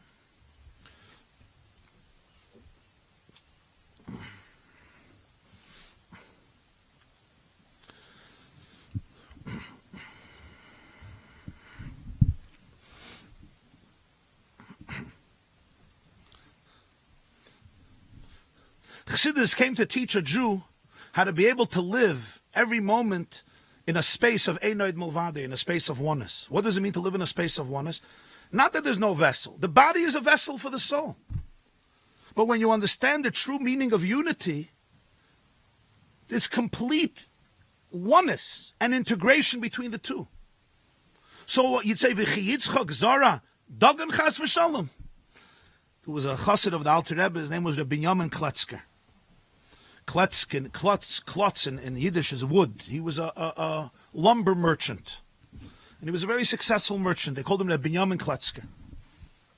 So the Rebbe then said a story that at the end of the year, you have to go through the checks and the balances. So he was going through the revenue, what came in, what went out, how much he distributed, how much he made. So he went through the price of everything that came in, and how much he sold it for. Then comes to the summation, the sachakal, the bottom line, right? How much money you lost, how much money you made, how much money you got in your house. So he writes like the sachakal, the summation, he writes, Ein oid mulvada. That's the summation, Ein oid mulvada. There's nothing outside of oneness, of Ein Sof. You're a businessman or you're a saint? If you're a saint and you don't believe in this whole lumber thing, so don't make me a whole revenue list, a whole revenue sheet. And if you are a merchant and you're looking at how things work, so make a list and make a summation. What's the point? What's the point? But this is the nekuda. Of course, Zara Dagan, of course he sowed grain. And of course you're selling wood. And when you're selling wood, so there's the price that you buy it for, and then there's the price you sell it for. But what was the sachaka? What was the summation of everything? What was the nekuda? The nekuda was Einoid Mulvada. The nekuda was Achdus Hashem, Ein Sof. The nekuda was that he was never unplugged. So yeah, you have to know how much it costs. But at the end of the day, what was he doing? It was Einoid Mulvada. In order to embody the oneness of Ein Sof in this world, this one does it through selling wood. So when a person comes to eat, for example, person comes to eat. So there's food and there's a body. What does it have to do with Achdus Hashem, with Ein Sof? Comes Chassidus and says, don't separate between the two. It's all one inyan mamash. It's not two separate things. And that's the difference that Rebbe said between two statements. It says, Kol ma'asach l'shem shamayim and b'chol d'rechecha de'eyu. In Pirkei Avos it says, Kol ma'asach yiyu l'shem shamayim. All your actions should be for the sake of heaven. Shlomo Melech says in Mishlei, b'chol d'rechecha de'eyu. The Rambam in Hilchos Deis and in Shulchan Aruch, Siman Reish Lamed Aleph, and Chaim brings both things. All your actions should be for the sake of heaven. And in all your ways, you should know him. It looks like it's almost the same thing. He says two different things. Kol ma'asech l'shem shamayim means all your actions should be for the sake of heaven. So, for example, I'm having a meal. I could be a glutton and just say the food looks good, the Danish looks good, let me eat more and more and more. And then ultimately the body also suffers from it. Or you could say, what's the purpose? The purpose is I want to live. I want to be healthy. I want to be able to serve Hashem. That's called Masach L'Shem Shamayim. But the eating itself is an act of eating. Sowing grain is sowing grain. It's l'shem. The purpose is I'm making money, and with the money I'll do good things. I'll support good things, and I'll support the needy, and I'll give charity. I'm eating, and with the food I'll do good things. That's l'shem shamayim. But then there's something deeper. B'chol d'rechecha da'eyu means in all your ways you should know him. The word das is v'ha'adam yada eschava. Adam knew Chava. What does it mean he knew Chava? It means he was connected with Chava, intimacy, because she had a child. B'chol d'rechecha, in all your ways da'eyu, you should have dveikus.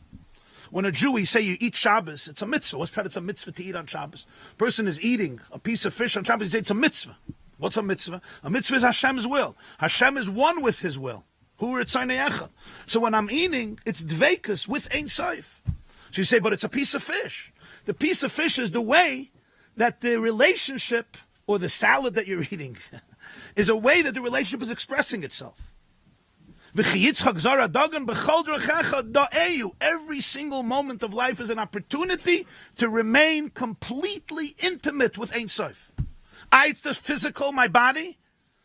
Potter afal kli. Don't make the kli a separate metzias. The guf is a keli for the neshama, and when there's real unity, real connection, there's no two separate realities. The keli is the oichel. The guf is the neshama. It's not separate. Why? Because you see your entire life as an embodiment of infinite love, of infinite light. Now this sounds like very abstract stuff, but the truth is it's not.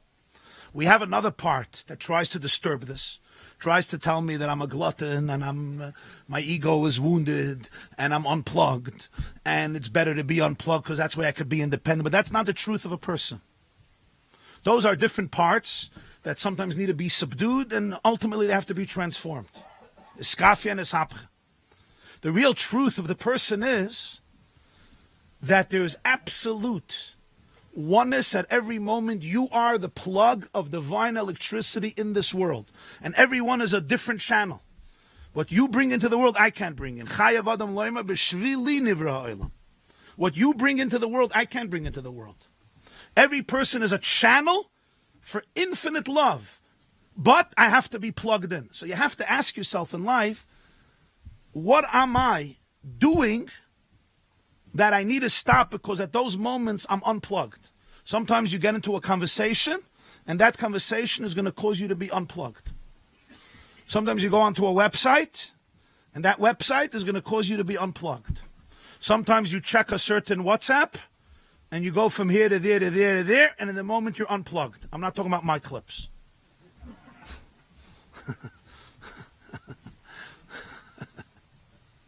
Or the yeshiva.net.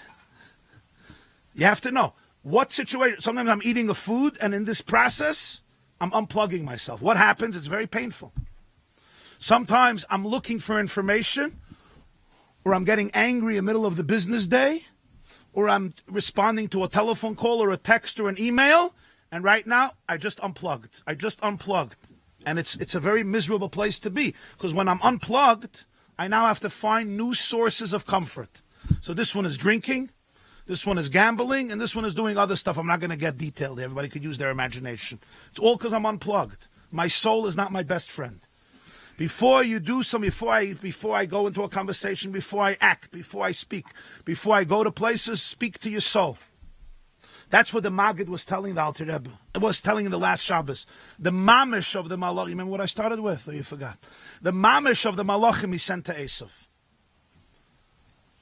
The Malach is always connected to Yaakov. Always. You're never separated from infinity. Never, never. Not when you sleep. Not when you're having a social conversation with somebody. Yeah? Not when you're eating. Not when you're at work doing business. Not when you're in traffic. Not when you're exercising. Not when you're having a shmuas. Not when you're putting your children to sleep. Not when you're taking care of your whatever you have to take care of. You're always, the person is always connected, always plugged in. That's the choice we have. It sounds very hard, but it's much easier than the other way. Because the other way, you always have to find new ways of fulfillment. Always. Because I'm not connected to the source. Here, you're connected to the source, so it takes discipline. This conversation is not going to be good. You're getting angry now. You're going to respond impulsively. You're going out of the zone. Don't go out of the flow. Never go out of the flow. You know the word of the Maggid? You don't know the word, Gevaldik. Wolf Ringlas used to chazed. The Maggid of Mezrich once said, it says in Tehillim, L'cha yoim af l'cha loyla. Right? What does it mean? Ata chinoisem moir v'shemash. Day belongs to you. Night also belongs to you. You created the light and the sun. Literally means l'cha yoim, the day is yours. Af l'cha yoim, af l'cha loyla. And the night is also yours. The Maggid says, it could have said l'cha yoim, l'cha loyla. Or l'cha yoim v'layla. Right? So listen, what the Maggid said. Listen to a life-changing word if you internalize it. The Maggid said it's talking about two different philosophies in life. There's a philosophy in life that's l'cha, you. That's one philosophy in life. There's another philosophy in life, af l'cha, also you. Imagine in a marriage, I'll just illustrate. It's my own metaphor, not from the Maggid. But it's a good metaphor, in my opinion. If not, you could scratch it from the record. You turn to your wife, two marriages. One is you turn to your spouse and you say, you. You. And then in another way, you turn to her and you say, oh, so you. You hear the difference? So the Maggid says, there's a philosophy in life, l'cha, it's you. Everything is you. There's nothing outside of l'cha. And then there's another philosophy that says, oh, so you. I'm going to give you meiser. I'm going to give you a little part of my life. You're also part of the equation. You're also you. Shachris, Mincha, Ma'ariv, maybe even Daf Yomi. Maybe. I'll throw you a couple of good bones. Also you. The Maggid says like this. L'cha, when your philosophy is you, Yoim, then life is full of light. It's full of day. Af l'cha, if it's also you, Laila, it's miserable, it's dark.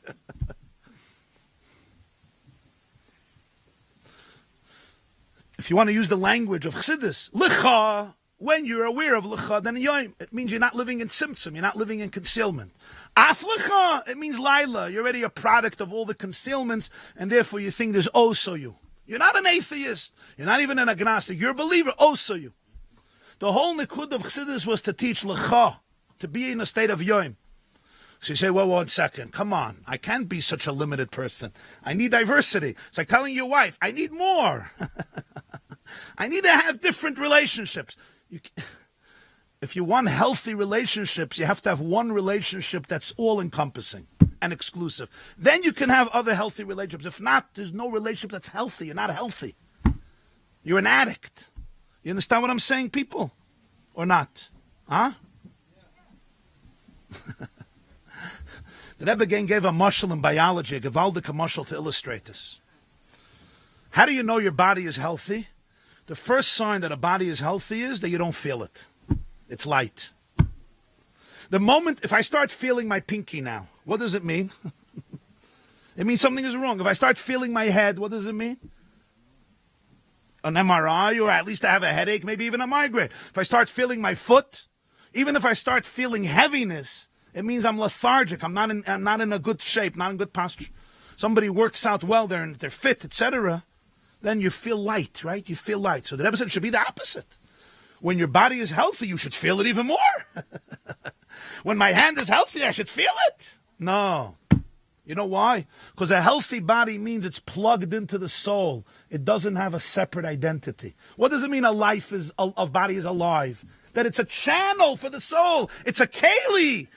Pater afalakli. So it's the soul being manifested through the body. That's why it's healthy. That's why you don't feel it. The moment there's detachment between the soul and the body, which means illness, you start feeling it. The same is true with the ego. When I'm self-conscious, right, I come into a room and I'm thinking, what do they think? What don't they think? You think this Farbrengen is going well? You think they're going to come back? You think Rabbi YY is doing well tonight? He's not doing well. Do people like it? Are they bored? Is this too long? Is this too short? You think they're going to applaud afterwards? Who's listening? Who's not listening? How many views, right? You want me to elaborate?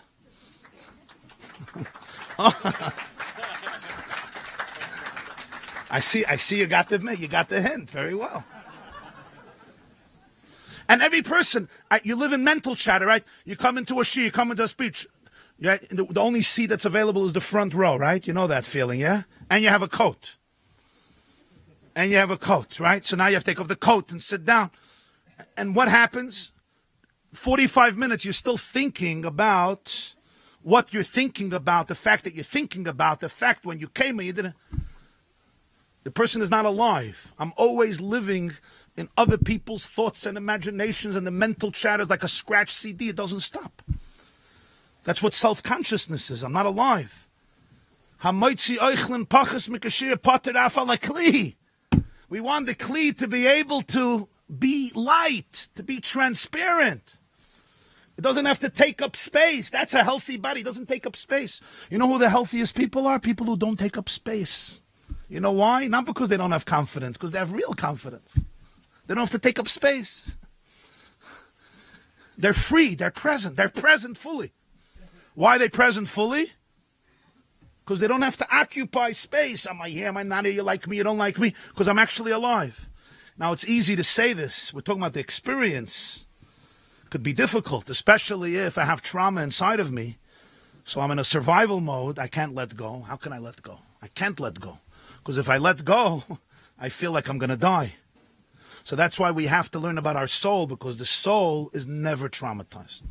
The soul is always powerful. Nobody can destroy the soul, ever. That's the miracle of the soul. One of the greatest proofs, by the way, of God's existence is the experience of the soul. It's people that went through Gehenna. And yet you see that their soul watched it, knew it, observed it, saw it, and wasn't affected. It almost remained waiting for them to invite it back into their life. Say, how did that happen? If you take a mic or you take a machine and you break it and you abuse it and you destroy it, it's broken. You're not going to have a little chip in the machine 50 years later saying, I'm still good. A child was broken and destroyed by life. You expect him to be broken. I was once speaking to Bessel van der Kolk, who's a big expert on trauma. So he told me he's an atheist. So I asked him, I said, I don't see that you're cynical.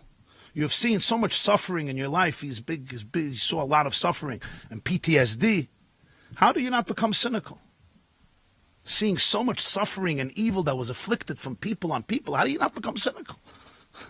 So it's a question on the Jewish people too. How did they not become cynical? So he tells me, it's a good question, and he answers, Bessel van der Kolk tells me, because I see people's resilience. I see people that have every reason to live a depressed life and to give up on themselves. And yet, they have this inner spark that refuses to be extinguished. That takes away my cynicism. And it's always there. I see it in ways that I couldn't imagine. So I said, so maybe you're not an atheist. Maybe you're not such an atheist. What you're describing now is a spiritual core that you can't destroy. How do you not destroy that? If a person is just a random mutation of a couple of cells that by luck came together to congeal this thing we call consciousness, so you destroy it. You're talking about something that's indestructible. Why? Because it's divine. You can't destroy God. You can't destroy. I said, maybe you're not such an atheist the way you describe it. You're calling yourself an atheist. I forgot how I got into this. Anybody's following? Huh? You're in the flow. Okay, so why do I have to go back? Let's just continue the flow. What he answered? I don't remember. I'm sorry. I don't. He probably smiled. I don't remember. It's online. You could look it up. It's online. It wasn't scratched, huh?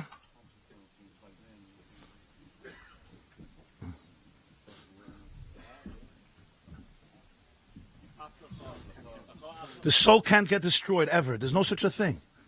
There's no such a thing. The soul could never get destroyed. And when I make the soul my best friend, I walk with it, so the soul has clarity. The soul always has clarity. The soul has pain. The soul feels pain. But the soul has clarity. The whole derech of the Alter Rebbe and the derech Chassidus is that a person tries to live 24/7 in this space. And now, of course, we stumble and we fail and we get back up and we make mistakes and we have to be accountable for our mistakes. We're all human beings and we make mistakes. Certainly I make mistakes. But the point is, we don't allow mistakes to derail us and make us feel that we're losers again. Rather, we use them as lessons and catalysts to be able to go into that space. And that's why in the morning, davening in the morning and learning Chassidus in the morning is so critical. Why? Because the morning is when you set the tone. When a Jew spends time every morning, you agree? Yeah. When a Jew spends time every morning, my son is applauding me, that's not a small thing. Mele strangers, okay, when your son applauds you, you know. Huh? Oh, I see. Okay, Mendel, message well taken. Point well taken. The shear is a good thing, but let not that be an excuse for you. It's a good thing, but let not that be an excuse. What happens is the soul needs attention. My brother says you have to go into the spa every day. Study, prayer, action. Study, prayer, action. A person needs to tune in to their neshama. When you learn Chassidus in a serious way, the soul is nourished, it's nurtured, it's given oxygen. That's what it needs, oxygen. And when a person davens, it's the relationship. It's you actually go into that space of the relationship of dveikus. A person has to let go of the machshavas that confuse and go into the relationship. And then the day can follow that trajectory. The way I eat, the way I do business, the way I deal with people, the way I deal with competition, the way I deal with my family, the way I deal with my spouse, with my children, the way I deal with disappointment, with frustration, the way I deal with my lawyer, the way I deal with the police that stops me on Forshay because I went 41 instead of 33.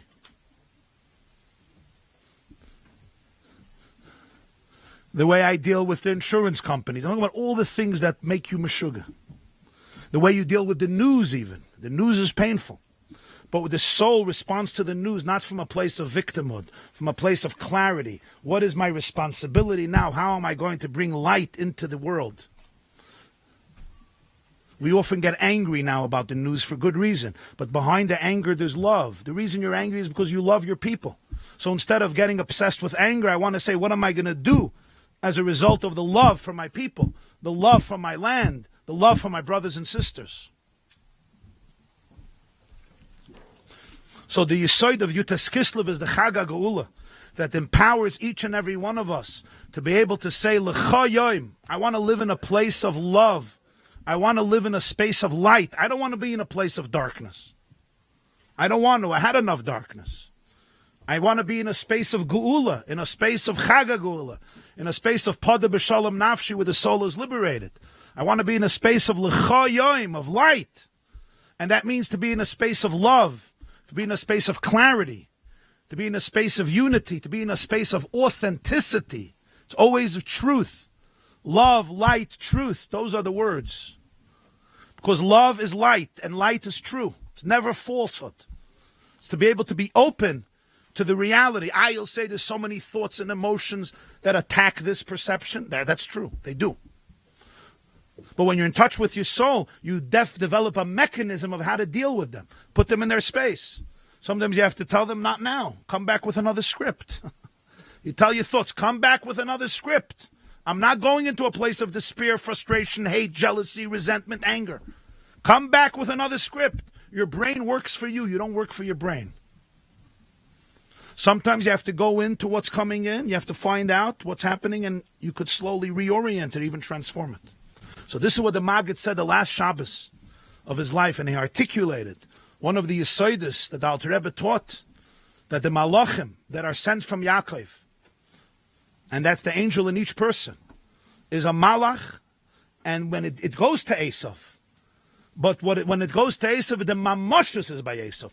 The soul never ever left Yaakov. Anything I'm dealing with, your soul is always plugged in, always connected. I have to plant grain, I plant grain. And I have to go into a difficult situation, I'll go into a difficult situation. But your soul is always connected to the source, and then you don't have to flatter, you don't have to lie, you don't have to cheat, you don't have to deceive, you don't have to be a people's pleaser, you don't have to manipulate, you don't have to exploit. The soul never has to do any of these things, because it's plugged into the source. It's not gaining its existence by somebody else saying that they like me and they give me validation. May Hashem help us all to be able to live this geula, be able to live in this space. And from the individual geula, the individual, when everybody reveals the spark of Mashiach inside of them, like it says in Moirei Nai in Parshas Chukas, then the collective Mashiach is revealed. Because the collective Mashiach is built from every little Mashiach inside every person. L'chaim, l'chaim, l'chaim, l'chaim.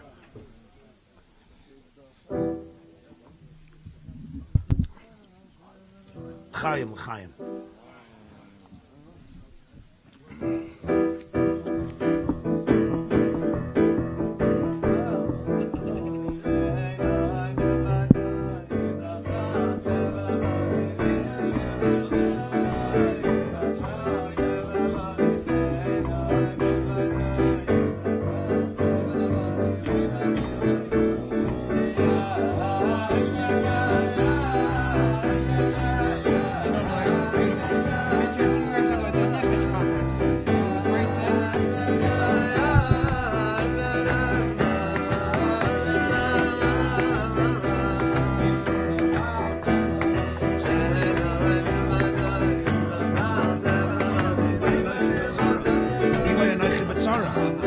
Soul experiences pain, but there's a clarity it experiences.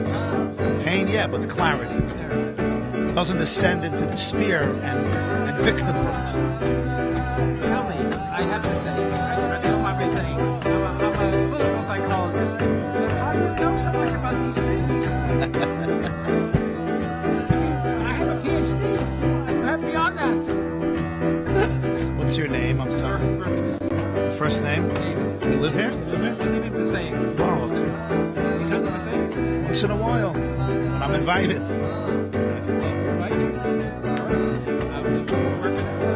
Gewaldig, a lot of atzlacha. So you came tonight in honor of this? Yes. How did you know about it? I have a good friend. Gewaldig. Thank you for coming. It's an honor to have you, Reb David. Atzlacha in your avodas hakodesh. To bring healing to the soul and the body. This stuff gives me business. Yeah. Yomche, was machst du? I want the New Orleans people to see me right. Pleasure. Came in the camera over here. Okay, wave to them. He told me to wave to the camera. This is the best way I could do it. Straight up again. Lock it up and I everything. asked him, I said I could either be in New Orleans or I could be here. So I'm here today. Monday morning I'm going to go to New Orleans. But it's ready, the parties are over there already. Okay, with Hatzlacha, Amen. Amen. B'toich Klal Yisrael.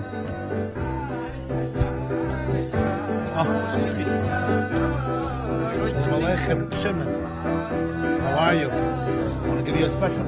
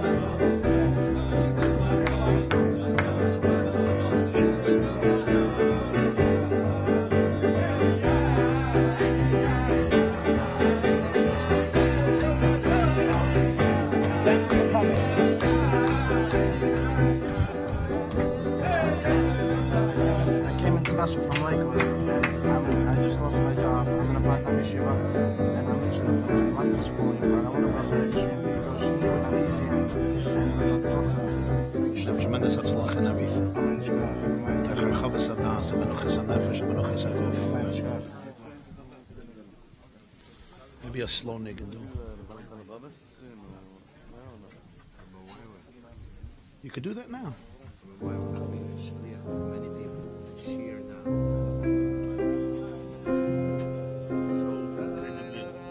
Nice to see you live, not to hear. That's not the Hachana. That's not the Niggan Hachana. Get all the million please from me. Thank you so much. A lot of Hatzlacha. What's your name? Hatzlacha Rabbi.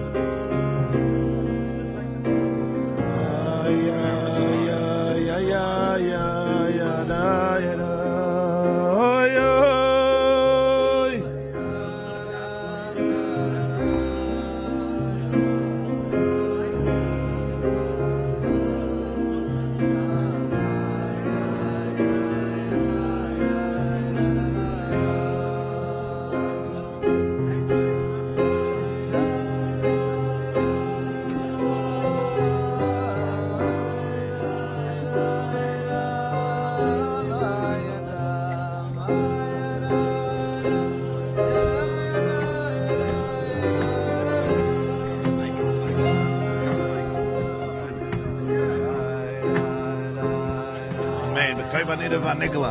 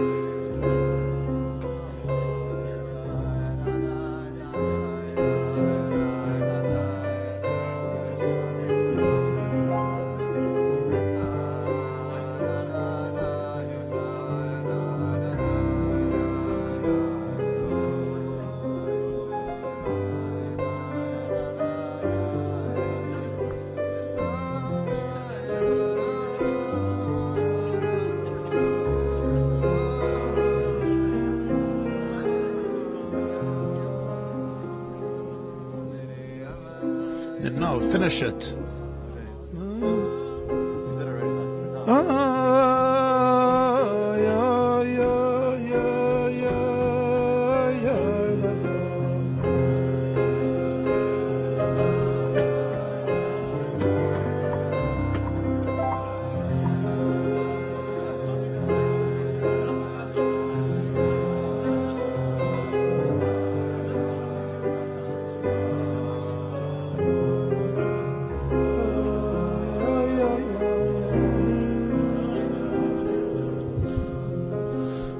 Sing now the Alter Rebbe's Nig in the Dalet Babas.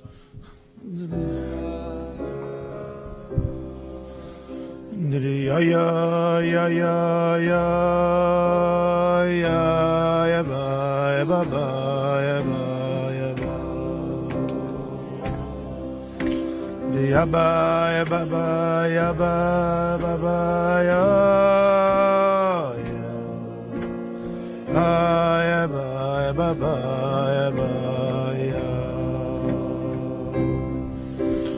ya ba ba ba ya ya ba ba ba ya ya ya ba ba ba ba ya ba ba ba ya ya ya ba ba ba ba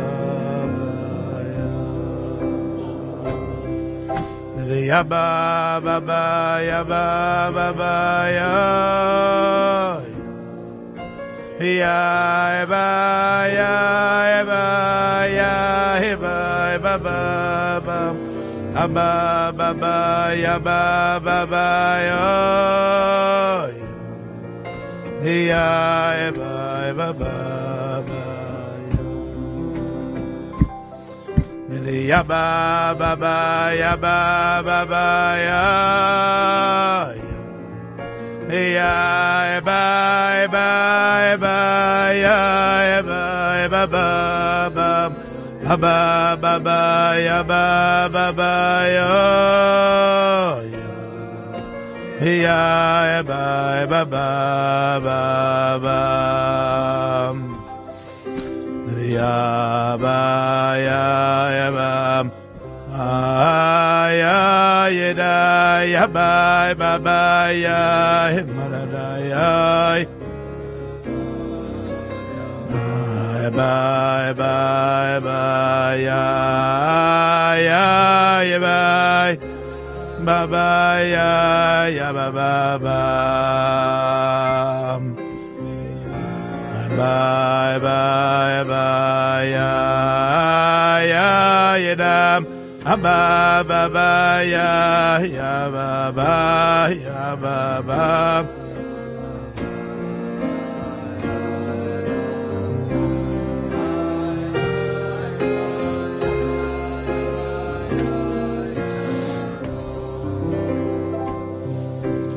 ya ba ba ba ya ba ya ba ya ba ha ba ba ba ya da ba ba ba ya ba ba ba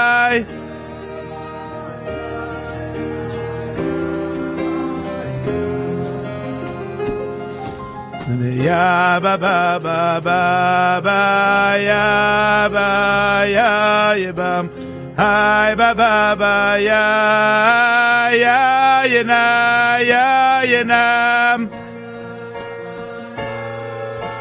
ya ba ba ba yo ya ba ya oh ya da ya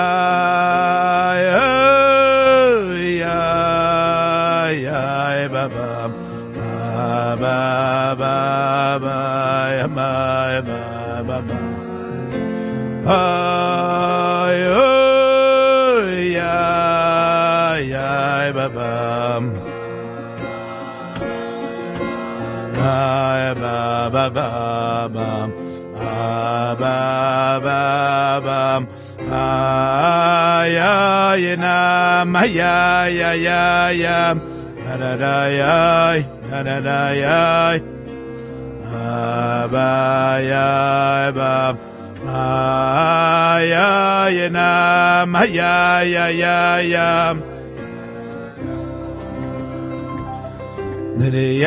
ba ba ba ya ba ba ya ba ha ba ba ba ba ba ya na ya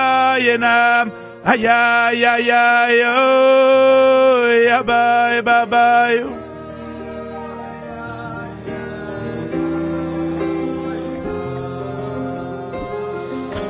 ya ba ba ba ba ba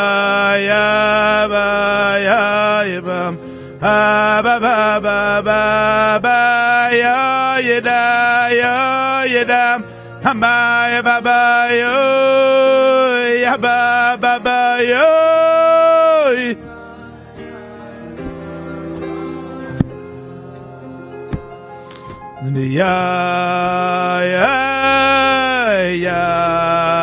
ya ba ba ma ba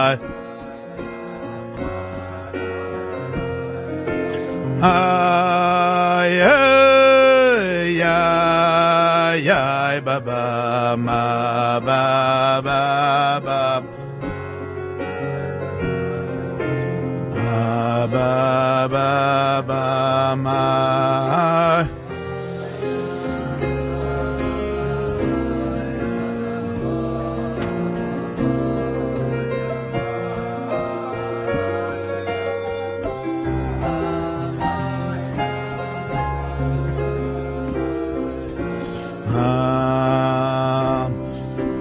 ya ba ba ba ba ba ya ba ya ba ba ba ba ba ba ya da ya da ya yo ya yo ya da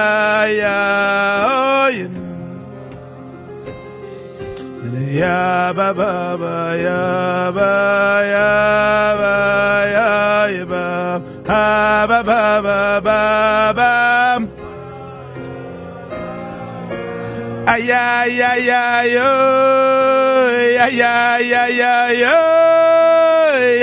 ya da ya oh ya da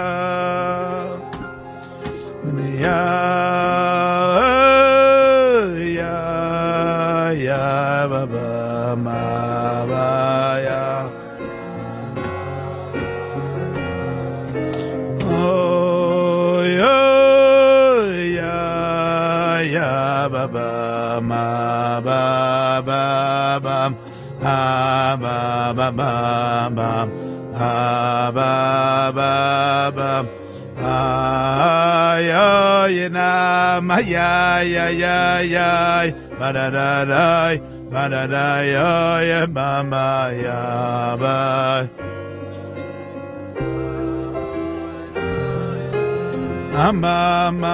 ma ba da da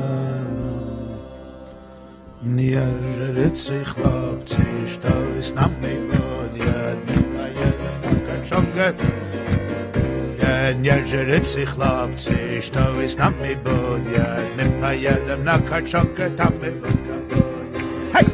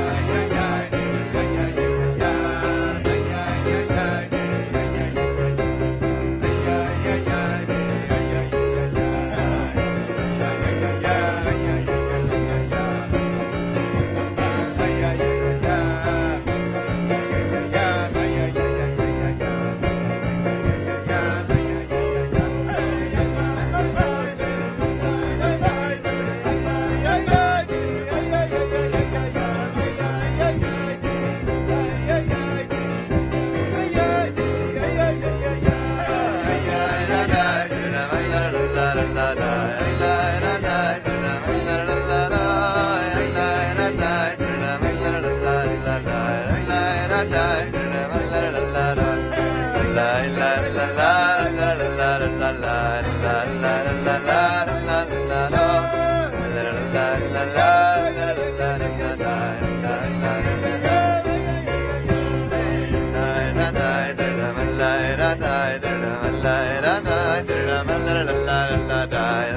la la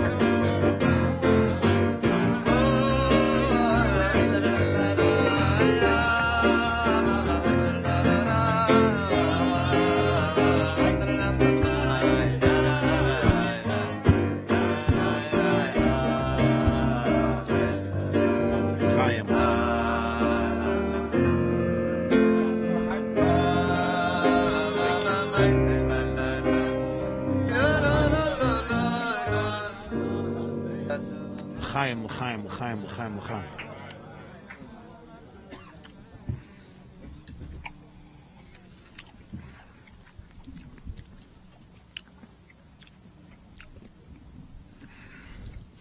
I want to thank our special musician and vocalist. They're all the way from South Africa, Cape Town and Johannesburg.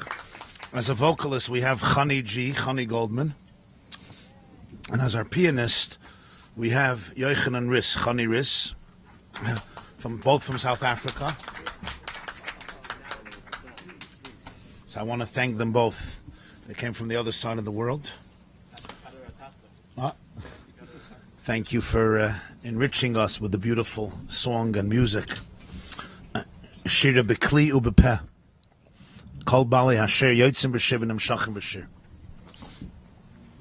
Also want to give special gratitude to David and Ida Schattenstein, who sponsored this Farbrengen, in honor of all of our brothers and sisters in the Holy Land and all of our soldiers and all of the hostages kidnapped in captivity, and for all of the Jewish people in Eretz Yisrael, for the wounded and for the families of the slain, and for the entire Jewish nation in Israel and the world over. Hashem Yishmar Tzeisam Uvayam Me'atav Adaylam. We should see a complete victory, Didan Notzach, and a complete redemption. And thank you very much. L'chaim, l'chaim, l'chaim. L'chaim. I shared this morning a story. It's a beautiful story that occurred in the year Tafresh Samach Gimel, 1903. The Rebbe Rashab, the fifth Lubavitcher Rebbe, Kveit Kedushas Admur Reb Shalom Dov Ber Schneerson, traveled from Russia, where he lived in Lubavitch, which is in Belarus. He traveled to Vienna, in Austria. And he spent there a few months. And the main purpose of his visit was medical. He was suffering medically. He also visited then Dr. Sigmund Freud, he visited. And he went there for treatments. He also went to Preshburg, to the Yeshiva of the Chassam Sofer. He was there together with his son, the sixth Lubavitcher Rebbe, the Rebbe Rayatz, Rabbi Yosef Yitzchak. Each day, they would visit a shul. It was a shtibel of Primishlaner Chsidim. You heard of Reb Meir of Primishlaner? So this was a Primishlaner shul in Vienna. It was a Chsidische shul. And the Rebbe Rashab would go there, he would daven there and learn there. And he liked it very much because he didn't know who he was. Then it's not like today, with technology and social media, you know who everybody is. In Russia, he was considered one of the leaders of Russian Jewry. But in Vienna, in that shul, they didn't know who he was, so he liked it that way. He could be clandestine and just, do his own thing. And his son said, the Rebbe Rayatz related that they would sit in shul in Primishlan, usually 6 hours a day, and they would learn Choshen Mishpat. They went through Choshen Mishpat, basically primarily Tur Choshen Mishpat, Beis Yosef, with the Noisei Kelim, the Mefarshim. So they would spend there around 6 hours a day learning Choshen Mishpat in this Primishlan shul. One day, an elderly chassid from a chassid of Primishlan came over to the Rebbe Rashab, to the Lubavitcher Rebbe. He didn't know who he was. And he said, young man, I see that you learn Bahasmadu, Shkida, you're steiging, you're diligent. All very nice. Aber was wird sein mit der Herz? What's going to be with your heart? You're so busy learning, and obviously your intellectual achievement is amazing and it's beautiful. But he said, the heart, you need a heart. What are you going to do for your heart? So the Lubavitcher Rebbe, who, if you know the Rebbe Rashab, he was a Kaddish alien. And if you know his Maimorim, many of his Maimorim are filled with Avodas Halev, how to permeate the heart, but he didn't know who he's talking to. So he's like, enough, with your Litvische Geoines, mit auf hearts. So the Lubavitcher Rebbe smiles, he liked it, and he says, Bezgerecht, you're right, tell me, how do I acquire a heart? So this old Chassidish Yid was elated, he was so successful, one vart, and he already penetrated, he was so excited. He says, I'll get you something. And he goes, and he brings out a sefer, a book. It happened to be the Tanya. And he gives it to the Lubavitcher Rebbe, and he says, start learning this, that's the gefin in our hearts. That's the hub in our hearts. You learn this, you'll find the heart. So the Rebbe Rashab took the sefer, he looked at it, he held it close to him, and he said, yeah, this is a good sefer, this is a good sefer, this is a good sefer, this is a good sefer. It's not a coincidence that the 32nd chapter of Tanya, Perek Lamed Beis, Leiv, is all about Avos Yisrael. Where the Alter Rebbe says that V'ahavta l'recha kamoicha comes when you recognize that all the Jewish people have one soul, even though the soul is manifested, it's manifested in different bodies. And the Alter Rebbe says that's why Hillel said that the whole Torah is Avos Yisrael. Hillel told the non-Jew that the whole Torah is Avos Yisrael, everything else is commentary. How could you say that? If I'm learning about Muktzah, or I'm learning about Hilchas Erevin, or I'm learning Zavachim, or Manachos, or Chulin, or Babakama, or Babasra, what's the Shaykhis to Avos Yisrael? You're learning about different inyanim. You're learning Cheskas Habatim. You're learning about Macho. You're learning about an ox that gored a cow. You're learning about two people fighting over a cloak. You're learning about a lechi and a koida. Geshmak Kesugis. Geshmak, what does that do with Avos Yisrael? Says Hillel, no. Zeu Kol HaTorah Kula. V'idach Pirushu. Zil Gmar. So the Alter Rebbe explains in Tanya and Perek Lev, because the whole Torah is a way of getting in touch with your soul. The whole nekuda of Torah is lahalis or lahagbiya hanefesh alaguf, to be able to create supremacy in your life, that the soul is supreme, because the soul is one, the soul is divinity, and the guf, like we spake, is a channel for the soul. Every sugi in Torah is a way of tuning in to oneness, and therefore every sugi in Gemara is about Avos Yisrael. If you're learning a Tosfos in Zvachim, or a Rashba in Kiddushin, or Rabbi Akiva Eiger, Marachim, Maseches Shabbos, if it doesn't make me a more loving person, I didn't learn it well. There's something I was missing. Because if you learn Torah, it's Chachmas Shel HaKadosh Baruch Hu, it gets you in touch more to the place, to the wisdom, to the perspective of your soul. Every Svara in Gemara, Svara of Abaya, Svara of Rabashi, a Svara of the Ritva, a Mahalach of the Rambam, it's Chachmas Shel HaKadosh Baruch Hu. It's the way Hashem understands the world. It's the divine, the Alter Rebbe calls it Chachmei Elah. Vayitzak Shemen al Rosh, he took Chachmei Elah and he brought it down into the stone, into the Oisius, that the Torah, the Shosh, Nagachas Apara, I could see Chachmei Elah, Chachmas Shel HaKadosh Baruch Hu. The Baruch Ber used to say, so the logic, so the Torah logic. Torah logic. There's the logic of Torah. What is the logic of Torah? Chachmas Shel HaKadosh Baruch Hu. It's his divine wisdom. Every svara, even the Gemara says Hadar Abashi B'dusai. It's Chachmas Shel HaKadosh Baruch Hu. It's a svara of Reb Meir, a vart of Reb Yossi, a der head of Rashi. It's Chachmas Shel HaKadosh Baruch Hu. It's a perspective. And Elu Ve'elu Divrei Elokim Chaim, even though it's filled with arguments, because it's all Chachmei Elah. So the Alter Rebbe says it gets you closer to your soul. It gets you closer to your soul. It means you're full of love.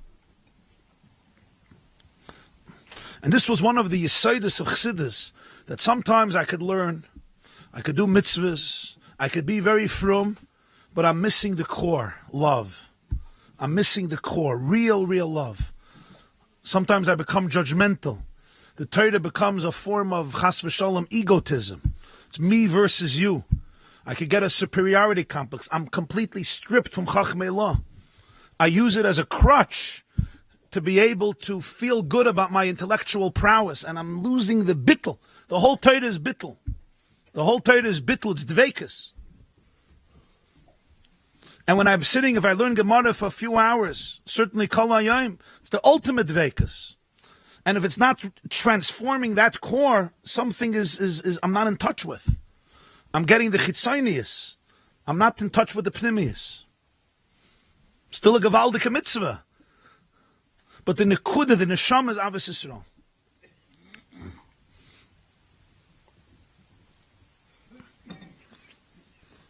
There was once the Alter Rebbe in the middle of Kol Nidrei. He was davening. It was the middle of Kol Nidrei in Shul, in Liozna. He lived in Liozna.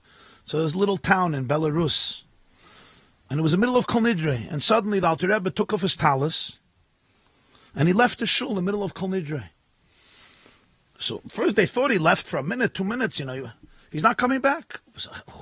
Who leaves the shul? He doesn't come back. Later they found out the story. The Rebbe went to the end of town, the Balagula, and he went into somebody's house. There was a woman there who gave birth a few days before, a few hours before, and the family left to go daven. Everybody wants to go Yom Kippur to Shul, everybody left. And the poor woman was in a dire situation. And the Alter Rebbe went and he chopped wood on the Yom Kippur, and he made a fire, and he cooked soup, and he fed her soup. The night of Yom Kippur. So the Rebbe said over the story, and he said, "L'chayre, was the greatest zach? Pikuach nefesh is mitzvah begadol." If a woman or your led is in a state of pikuach nefesh, you're allowed to do everything for her. Any person who's pikuach nefesh, and the halacha by pikuach nefesh in Shulchan Aruch and Hilchos Shabbos is mitzvah begadol. So mitzvah dafka by a gadol. So what's the pella? The Rebbe says the pella is azay. The Alter Rebbe was in shul the night of Yom Kippur. He didn't have a walkie-talkie beeper from Hatzalah. A siren that Hatzalah called him, Chavedim called him. He was in shul in the Yazna Kol Nidre. Says everybody knows that every Jew, even a simple Jew, the night of Kol Nidre is in a state of special inspiration. Especially in the olden days in a shtetl, where everyone was not scattered in 1,000 places with Pizur HaNefesh. Jews were basically more probably focused and single-minded. It says in Shulchan Aruch, in Tur Doimen Kemalachim, on Yom Kippur, everybody's like an angel. This is a regular Jew. Never mind, you're talking about the Alter Rebbe, who was a Neshama Datzilas, that even on a regular Wednesday, he was a channel for Ein Sof. You can understand the Alter Rebbe's dveikus on the night of Yom Kippur. In middle of Kol Nidre, with a talis. It says in Zohar, the talis is Prisu de Malka. Prisu de Malka means the king envelops him. The talis is an Makiv, but I may not feel it. But Alter Rebbe, the Prisu de Malka was felt consciously. So on Kol Yom Kippur, in middle of Kol Nidre, with a talis, Prisu de Malka, he felt that there's a yoldes, there's a woman who gave birth, who needs a hot bowl of soup. That's what he felt. You're in such dveikus, forget about Olam Hazeh. But this is what Chassidus taught, that the deepest form of dveikus is love. The deepest form of dveikus is Avos Yisrael. And if attachment with Hashem and Yom Kippur takes you away from that, it's spiritual, it's lofty, aber emes is es nicht. Atzmus it's not. Elikus it's not. It's very lofty, it's very sublime, it's maybe very beautiful. But real authenticity, real dveikus, it's not. Because at the core of everything is Yisrael Olah B'machshava. At the core of everything is connection. Like the Baal Shem Tov said, a neshama comes down for 70, 80 years to do a favor to a person. A neshama comes down for 70, 80 years to do a favor to a Jew in Gashmias, and especially in Ruchnis, the Baal Shem Tov said.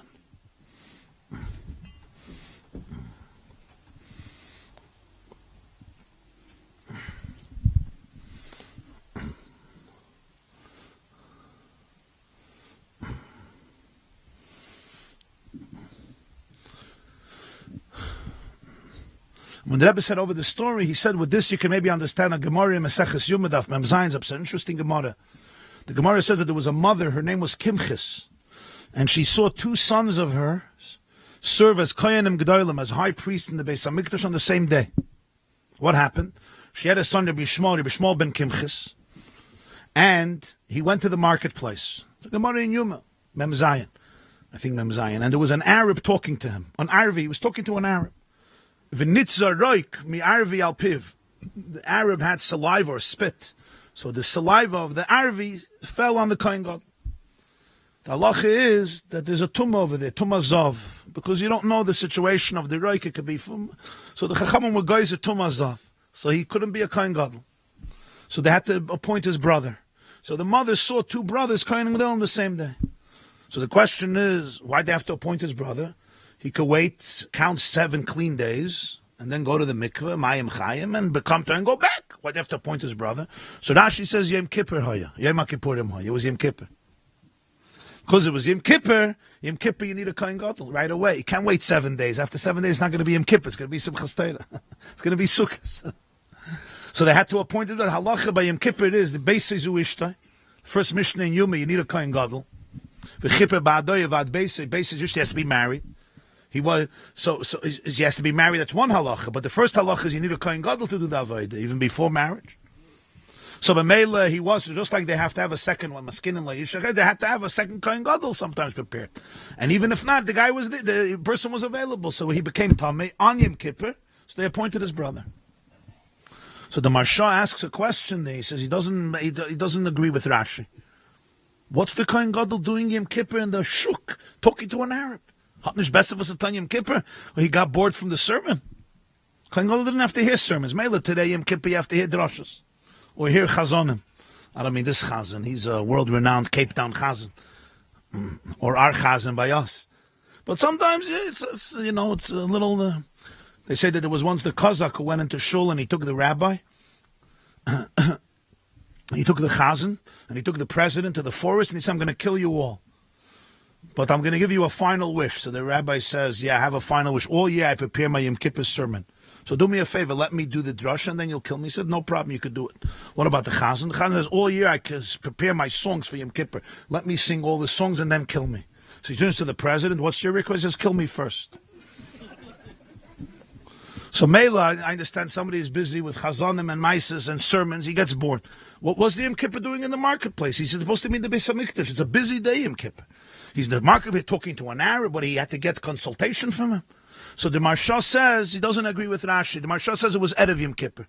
It was Erev Yom Kippur. It wasn't Yom Kippur. It was Erev Yom Kippur. And he became Tamei. So they needed another Kohen Gadol, so they took his brother. So the Rebbe said that also doesn't make sense. The Mishnah says in Yom, Shivas Yamim Kaidem Yom HaKippurim, Mafrishin Kohen Gadol Mebeisa. 7 days they already took him out. When the Yerushalmi says in Yom, they took him to the place Machne Shechina. He wasn't Stam, they took him to a place. They took him to Man, they took him right there, by the Beis HaMikdash. In Machne Shechina, in the Harabayas, in the Beis HaMikdash. So certainly, Erev Yom Kippur, which is already the last day before Yom Kippur, what's he doing in a shuk by an Arvi? It's a big pella, but Rashi says it was on Yom Kippur. So the Rebbe said a vart, it was Yutes Kislev Tavshin Chaf. He sagt a vart, that apparently the Kohen Gadol went to the shuk, especially in the middle of Yom Kippur, to talk to somebody. Why? So there was a Jew who needed help. And this Arab had the ability to help him, this Arvi. And he was the Kohen Gadol, so he was a prominent person, the most prominent person. So he had to go speak to him. So he went to speak to him on Yom Kippur. Stellt sich the Shaila, Hagufa Kasha. You have a good excuse, but it's Yom Kippur. It's Yom Kippur. You're going into Kodesh HaKadoshim in a few minutes. You came out of Kodesh HaKadoshim. You have nothing better to do to go to an Arab, talk to him. You didn't talk to him about Hilchis Yom Kippur. You didn't talk to him about the Geder of Soyer LaAzazel, Tchiyasei Zu Shchitasei. You didn't talk about him, the K'teiris L'fnai V'L'fnim and the Machlokes of the Tzdukim and the Chacham. You didn't talk to him about the Chiluk of Bigdei Zav and Bigdei Lavan. He went to speak to the Arab, whatever you speak to them about. And Nachmer, he became Tamei, and he knew he could become Tamei. Wie kommt es? So the Rebbe said, here you see in Gemara the side of the story of the Alter Rebbe, that the Kohen Gadol understood as Tzotana Toiva Yidin, to do a favor to another Jew is deeper than everything. So if you're really going into Kodesh HaKadoshim, if you really want to connect to the Yechidah, Shebenefesh, where is it going to express itself? It's going to express itself in love. It's going to express itself that you're ready to go out and speak to an Arabi to help a Jew, even if that means you might become Tamei, and Itaka becomes Tamei. What does this tell us? This tells us that when we divorce Judaism from love, we're missing the whole point. We're missing the soul. And today you see among the Jewish people an explosion of Avos Yisrael.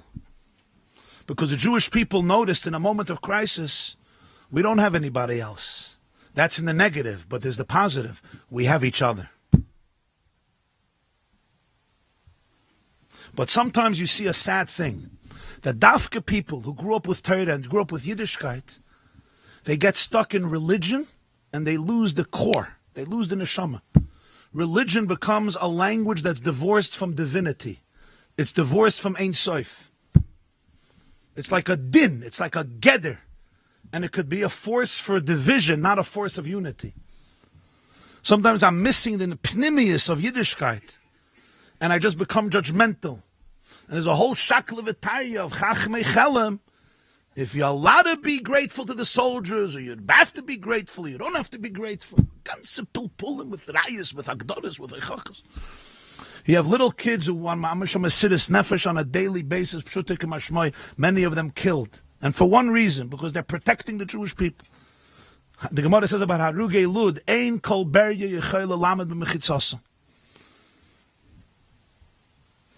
There's not a single person who can argue that al pi halacha, if there's a nachrim, if there's anti-Semites who come to attack a Jewish city, wherever it is, in Etzol Chutzlarts, it's a mitzvah, habala harga chashkem laharga. The only reason Talmidim could sit and learn Torah is because there's people who go and fight the enemy. If not, it would be a mitzvah on every single Jew who could physically to go fight the enemy. Pikuach nefesh is doich everything. And nobody can argue with that. It's a din in Shulchan Aruch. If somebody comes with a gun to kill a child in your house and you say, sorry, I'm busy learning, well, you could shoot him. I'm busy learning. You're a shayfich dame.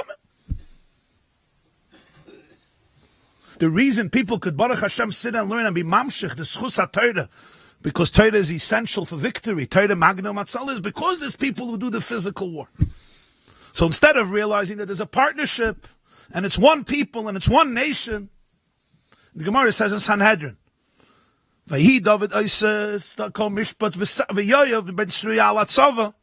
So the Gemara says, if not for Yoav on the field, David could never sit and learn Torah, and if not for David learning, Yoav would not be able to be successful on the field. When we lose the Chachmas shel HaKadosh Baruch Hu, when we lose the sensitivity, what is Yiddishkeit? What is Pnimiyus HaTorah? When we lose the heart, we could start thinking in ways that are sadly very, very off the very insensitive, and also very inauthentic. We lose the plot. Dafke b'nei Torah are those who have to embody Avos Yisrael with every fiber of their being. If not, we lost the plot. But sometimes when there's a time of crisis, I could dig in my claws deeper into my stubborn perspective and not open myself up to the truth. Kol doidi doifik, that the whole Klal Yisrael needs more than anything else is Achdus, Avos Yisrael. Sometimes you see it today in the furthest places where people will try to disconnect it. Just a few months ago, there were Jews who were screaming, we don't care not about Eretz Yisrael, we don't care about Am Yisrael, we don't care about Torah Yisrael, and these very same Jews are asking for tefillin and tzitzis and want to connect. So Dafka, those Jews who were educated with Torah, they should be the vanguard, they should be the poster the children, they should be the one who scream, V'hafta l'recha kamoicha yomam v'layla. But what can sometimes happen is the Torah is divorced from Kedushas HaTorah. The Torah is divorced from Pnimiyus HaTorah. Or in a simple word, Melayit Nishki Chassidus. Or even if you learn Chassidus, you don't internalize Chassidus. You don't internalize it. So I don't realize that the whole Nekuda of Torah is Achdus. Achdus Hashem, Achdus Yisrael, and Achdus HaTorah. And Achdus Ein Sof. The Achdus of Ein Sof.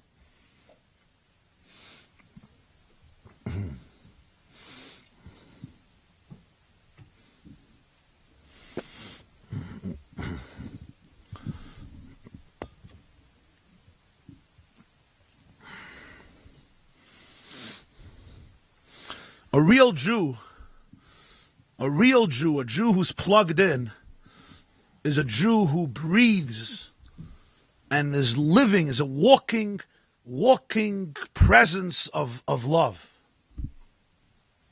Love doesn't mean you're wishy-washy, you're spineless, you don't have opinions. That's not what love means. Love means you're connected to Hashem every moment. I don't live in a place of ego. I live in a place of dveikus.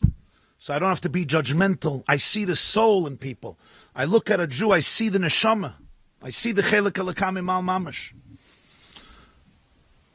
I spoke about the Rebbe Rashab with the Vienna. So he had a chassid, his name was Reb Monye Mosenson. He was he was an affluent person.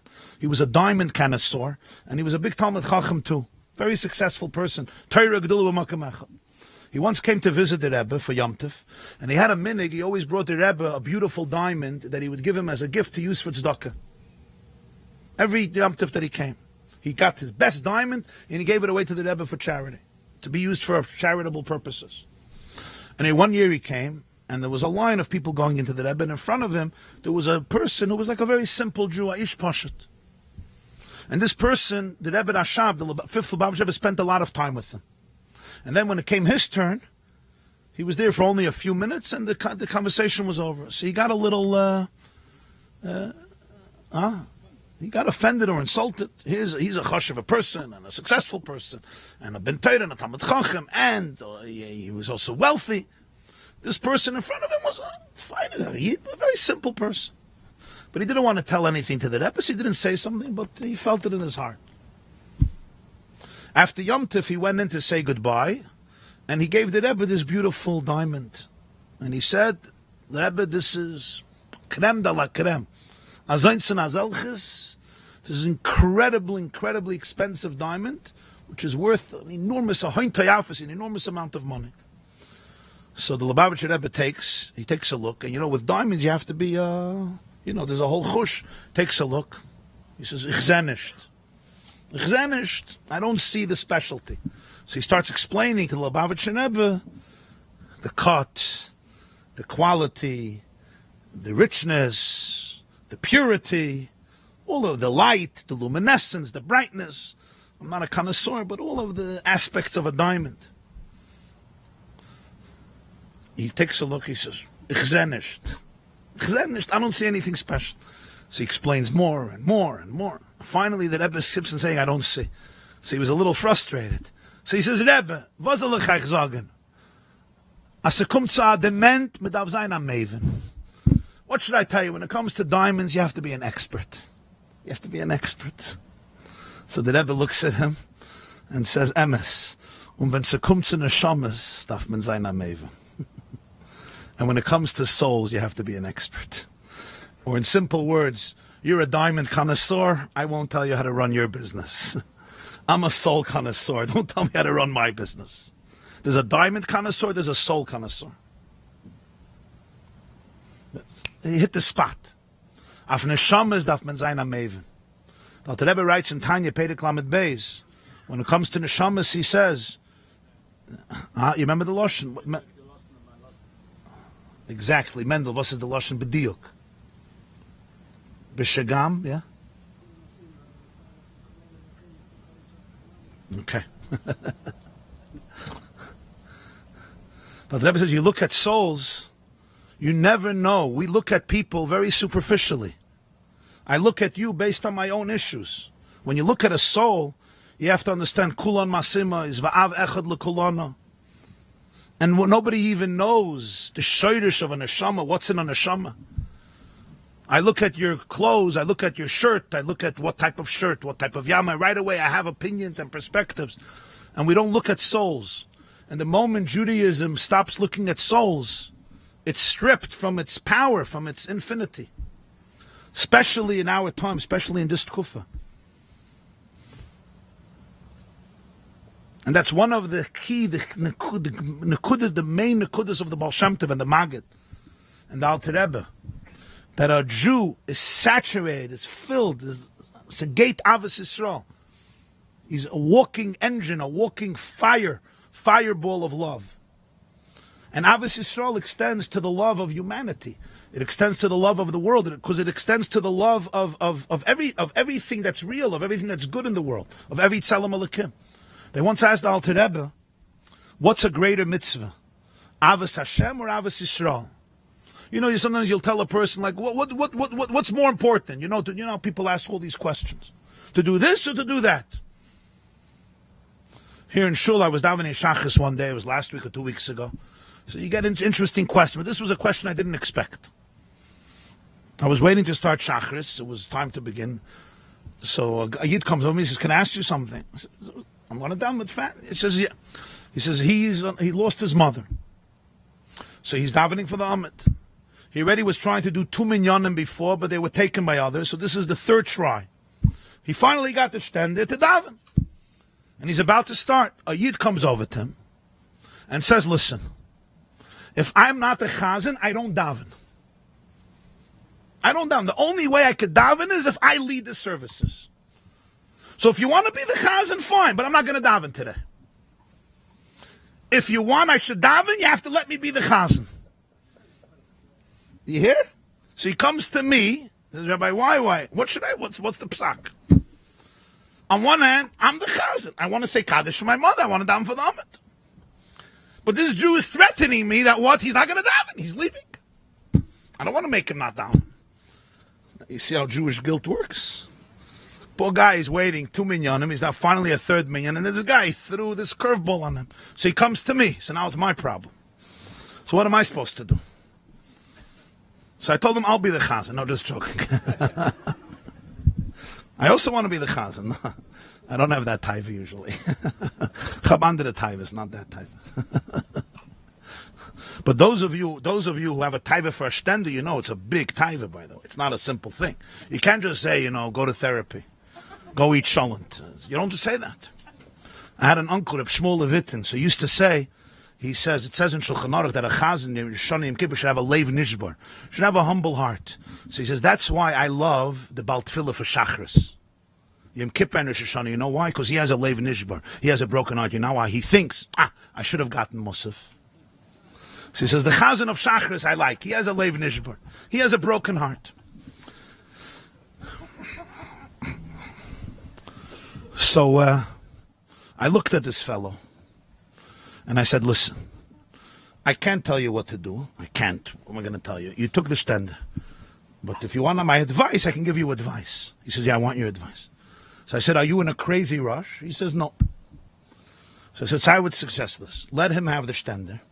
You use these 15 minutes either to learn Tanya, because the next minyan is 15 minutes. Go to the second tent, do the 15 minutes Tanya, or Chumash and Rashi from the week. So the 15 minutes will be productive. You'll learn Torah. 15 minutes you learn Chumash and Rashi, the Shir of the week. And you'll daven over there, and the Violet this Yid will daven. And then I went over to this Jew. And he says, what should I do? If I'm not the chazan, I don't daven. I said, okay, no problem. But daven, you understand, he wants the stender. He says, what does he need the stender? He'll say Kaddish. I said, what do you need? He said, I want to daven for my mother. I want to daven for my mother. So I said, okay, so listen. When you daven for the Amid, it should also be La'ila Nishmas' mother. And then I went to his minyan, the second minyan in the tent. I also waited 15 minutes. I went to his minyan. I waited for my reasons, but I went to his minyan. I said, you see, your mother has today 2 chazon. Today, your mother didn't get 1 tefillah. Your mother got double kadeshim, double tefillahs, because he's also doing it for your mother. And you learned 15 minutes before davening also for your mother. So you see, it's a win-win. And he was so happy, and the other person was so happy. And then I realized, when you look at something in a proper perspective, it becomes win-win. Zenena v'zenena. So they asked the Alter Rebbe, what's this perspective? They asked the Alter Rebbe, what's greater, the mitzvah of Avos Hashem or the mitzvah of Avos Yisrael? It's like I want to hear Rabbi Rudinsky give a shir. A bacher told him his mother is making a Hanukkah party. She wants him to come. But he has a shir. He wants to learn. So what comes first? Talmud Torah or Kibbutz? You remember the shir? You remember his psak? Huh? Yeah. So people have all these questions. What? Your mother's Hanukkah party or you're learning? What comes first? So they asked Alter Rebbe, what's Avos Hashem or Avos Yisrael? Which one is more important? There's 2 mitzvahs. No, so you would think Alter Rebbe was a big Magdir, Shulchan Aruch Harav. He would find a piece of art. So Alter Rebbe said, Avos Yisrael is the uptight from Avos Hashem. Avos Yisrael is the definition, it's the explanation of Avos Hashem. It's like, what's greater, the Gemara or Rashi? What's greater, Chumash or Rashi? Rashi is explaining the Gemara. Avos Yisrael is explaining Avos Hashem. And the Alter Rebbe said, Oyhev masha ha'ohuv oyhev. There's love, and then there's love, what the beloved one loves, and that's real love. Somebody comes to me and says, Rabbi, why I love you. Your children, I hate their guts. I hate them. I don't want to look at them. You, I love you. I'll do anything for you. Your children, I hate their guts. No, what do you tell them? Achen weh to the love. Achen weh to the love. I love you, your spouse. I hate your spouse. I hate your kids. I hate your grandkids. So a Yid comes to shul and he screams, V'haftes Hashem Elokecha, b'chol levavcha, b'chol nafshecha, b'chol meidecha. I love you, Hashem, I love you. You come out of shul and you see another Jew. You, I hate your guts. You, wer bist du b'chla? God says, Du mir a teva, I don't need your love. I don't need your love. If you can't love my children, go find somebody else to love. Avos Yisrael is the taich von Avos Hashem. That's the real taich Avos Hashem. You love what the beloved loves. That's real love. Don't love God in heaven. Love God in the person. God is in love with every Jew. He's in love. Doesn't mean you can't have a disagreement. Doesn't mean there's nothing to fix. But where's the love? The love, love, love. The Jewish people need love. We need to love each other. We need to bring back that beautiful word called Ava. Unconditional, real love. And if you don't believe me, that every Jew is deserving of love, ask Hamas. Because when you look at them, they didn't distinguish between what type of Jew it was. They murdered with the same glee, with the same joy, a baby and an elderly woman and a peace activist and somebody who sent toys to Gaza, and a religious Jew and a secular Jew and a left-winger and a right-winger and a radical leftist, a Smolani radikali and a Yemini fundamentalist and an atheist and a kibbutznik and a Smolanik with the same passion like any other Jew. So Jews have to ask the question, why do they hate us all in the same way? There's something that unites us. What is it? What is it that unites us all that they want everyone dead? Every single Jew, no difference how long your beard is. If you put on a Beinu Tammuz, Mushiraber, and Ivid, and if you go to the mikveh once a year, Yom Erev Yom Kippur, or you go every day, or you go once in Nun Alofim Yovlus. Something unites us. Somehow they hate all of us, but Surah Shavim Mamish, identically. This triggered in the Jewish people the emes. What unites us? Nekudas HaYechida, the Chachma Shebenefesh. What unites the Jewish people is that there's an infinite divine holiness embedded in every Jewish soul. No, Medav Zayin HaMaven, says the Rebbe. Medav Zayin HaMaven. And every Jew is a maven, because the Neshama gets it. And that's why organically, naturally, the Jewish people are feeling so close. Who are the ones who have to embody this most? Dafke B'nai Torah. Dafke people who are zoicha to spend their lives learning. They're the ones who should be the greatest embodiments of this love, because this is Kol HaTorah Kula. This is Gans Torah. That's why it's so critical at this moment to be able to learn and to teach and to live Pnimiyus HaTorah. What's Pnimiyus HaTorah? The Neshama of Torah. What's the Neshama of Torah? Ava. Avos Yisrael. And the Baal Shem Tov said, Avos Yisrael, Avos HaTorah, and Avos Hashem are all one. If a Jew loves Hashem, he loves Jews. And if he loves Jews, he loves Hashem. Because what am I loving? That's your nose, you watch. And if you love Torah, you love Avos Yisrael. And if you have Avos Yisrael and Avos Hashem, you have Avos HaTorah. Because Torah is the blueprint for existence. Stakel Baraiso Bara Alma.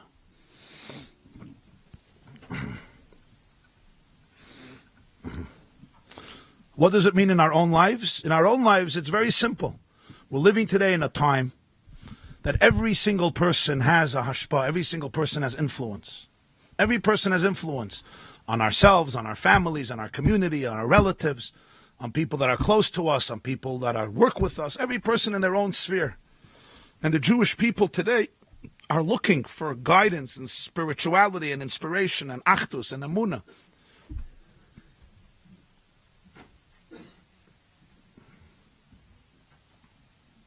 You have 2 or 3 million Jews in the United States that are Shomrei Torah mitzvahs. You have probably 1 million in Eretz Yisrael that was zoicha to be nischanach with Torah and nischanach with mitzvahs. If every single one of us would reach out to 4 Jews, 5 Jews, 6 Jews in this time, when Jews have been touched to the core and they're looking for identity, they're looking to connect, and influence them in a positive way with tremendous, authentic love and connection. You create a transformation in Klal Yisrael, a historic transformation in Klal Yisrael. I'm not talking about abstract things, even practical things on a daily basis. To put on tefillin, to say Shema, to go to shul, to give tzedakah, to learn Torah, chinuch, Shabbos candles, Shabbos, mikveh, mezuzah, or any of the other mitzvahs. Mitzvah of Avos Yisrael. On a daily basis, for every American Jew, you have tens of thousands of Jews, 100 or 200,000 Jews in Lakewood, and in Muncie, and in Borough Park, and in Williamsburg, and in Crown Heights, and in Monroe, and in New Jersey, and in all the areas, and of course the whole United States. Everyone has business associates, relatives, friends, people you meet, people you have a connection to, in one way or another. A classmate, a former classmate, a relative. And everyone would reach out, 4, 5, 6 people. There's only 15, 16 million Jews in the world, Kain Hirbu. We're a very small people. You have 2, 3 million Jews reaching out, five Jews, to start putting on tefillin, to light Shabbos candles, to get involved in Yiddishkeit, in Maaseh B'Poyel, and you have a revolution, and you're talking about almost 15 million Jews being affected in a positive way. And as it says in Tanya, Vehein loy hifsid schar mitzvahs avos reim. And even if you think nothing comes out of it, the biggest thing came out of it. And that is a Jew felt your love. Loy hifsid schar mitzvahs avos reim. But this is how we have to think today. It's a unique time in history. We must elevate ourselves to a higher vantage point. The vantage point of Chassidus, the vantage point of Pnimiyus HaTorah, that emphasized again and again and again that Yisoid Kol HaYisoidus is Avos Yisrael. Yisoid Kol HaYisoidus is to be an ambassador of love and connection and warmth and vadamkeit. And it starts with the person who stands near you in shul. And it starts with your own family. It's also a mitzvah of Avos Yisrael to your family, believe it or not. And it starts with everybody around me, and it's with an emesdikait. We're not talking about fake stuff. We're talking about the pnimiyas, the emesdikait.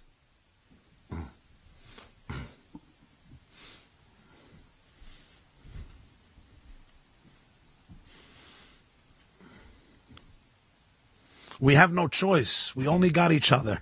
If you haven't figured it out, we only have each other. This world is a shipwreck, and we have each other. We don't have another nation. We don't have another people to run to. We have each other.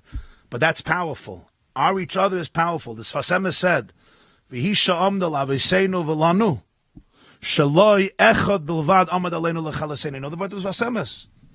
Shaloi echad bilvad amad aleinu l'chalaseinu. The one thing that really threatened to destroy us is loy echad, that we're not echad. Shaloi echad, the lack of echad, that's amad aleinu l'chalaseinu. You'll tell me there's still people that don't get it, even after the war in Eretz Yisrael.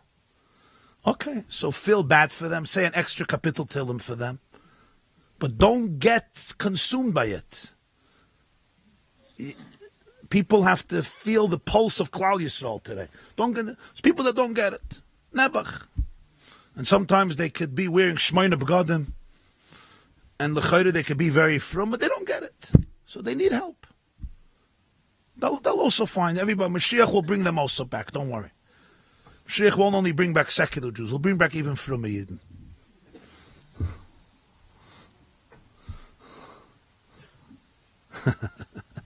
Emes, sag nicht. Ich sag ja.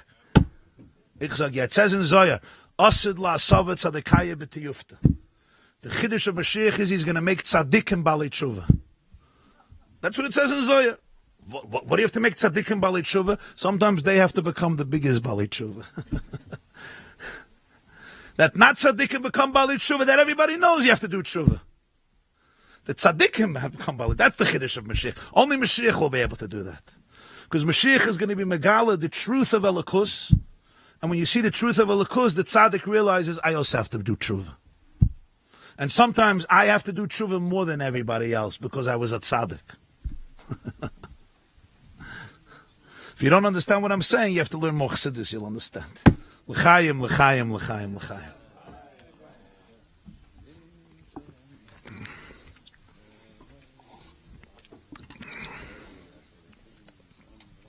Achlilikim.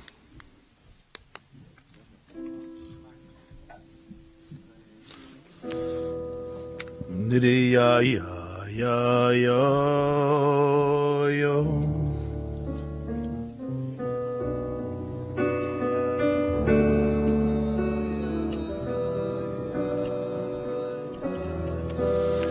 Ya ba ba ya ba ya ba.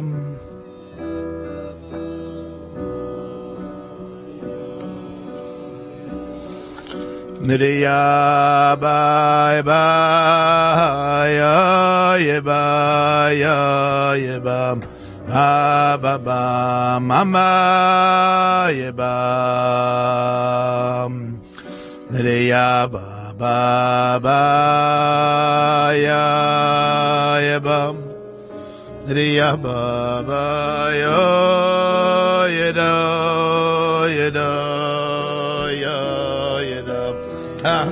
ma ya ba ba.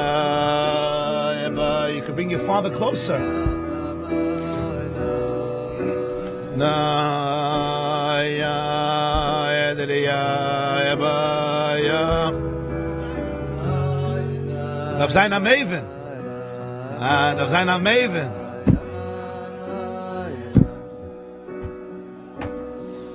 Oh ya khalelaykim dawa mi atzlach rab yamtef ki mi mano sikva oh ya chotzodi vishu Misgabi la ya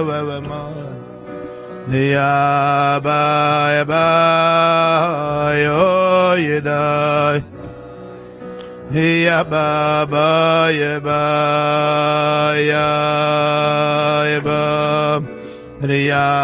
ba ya ba yo yedai yo yedam. Ba ba ya ba ya ba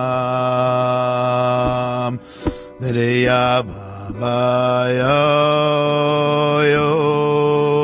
yo ya ba yo ya da yo.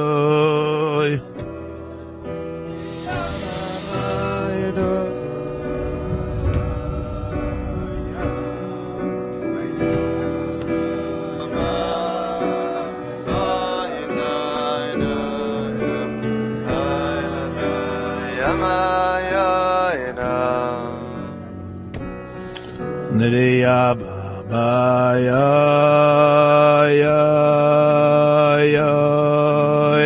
ba ba ya da oh ya ba ya ba ba ya ba ba ya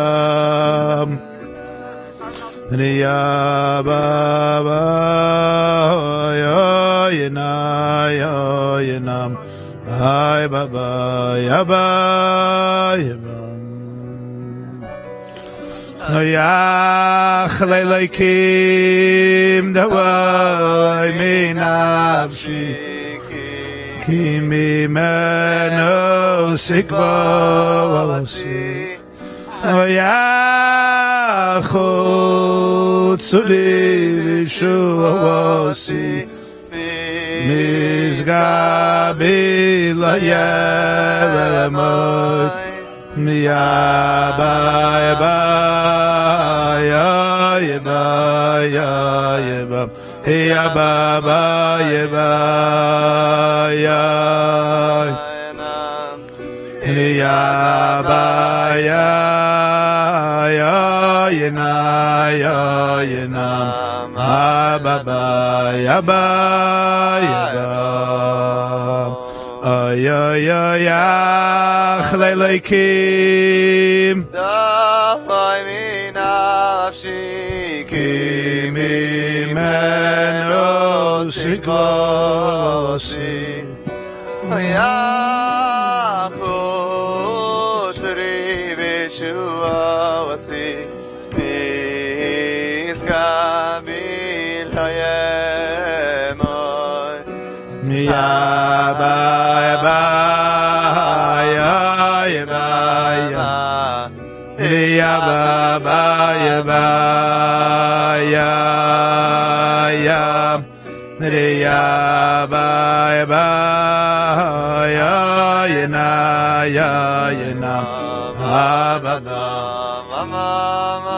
second Ashreinu, you know.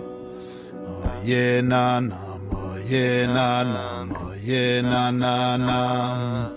Oh ye na nam, oh ye na nam, oh ye na na nam, oh ye na nam, oh ye na nam, oh ye na na na, da da ba ma ma ma ma ma ma ma ma. Oh ye na nam, oh ye na nam, oh ye na na nam, oh ye na nam, oh ye na nam, oh ye na na nam. Oh ye na na, oh ye na na, oh ye na na na, da da da da.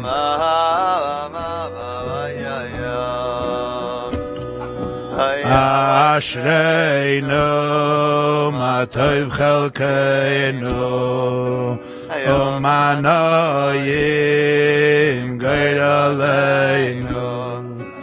Oh my Yafa, Yafa, Yafa, Yafa, Yerushalayim, Ashreinu, Matov Chelkeinu, Umanoyim Geiraleinu. Oh my Yafa, Yafa, Yafa, Yafa, Yerushalayim. Ay ay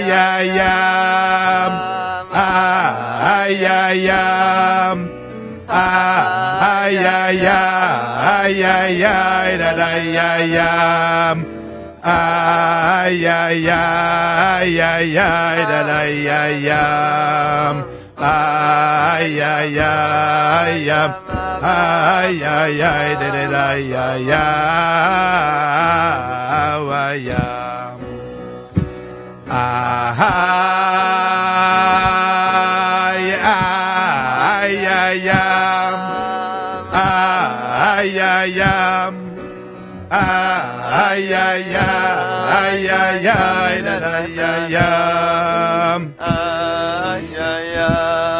ay ay la la la la ay ay ay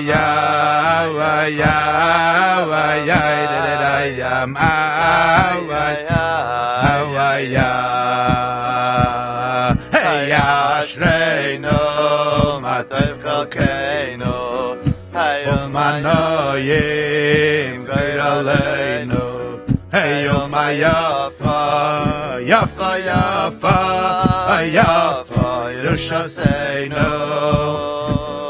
Ashreinu, Matov Chelkeinu. Hey, Umanoyim Geiraleinu. Oh my Yafa, Yafa, Yafa, Yafa, Yerushalayim. Ay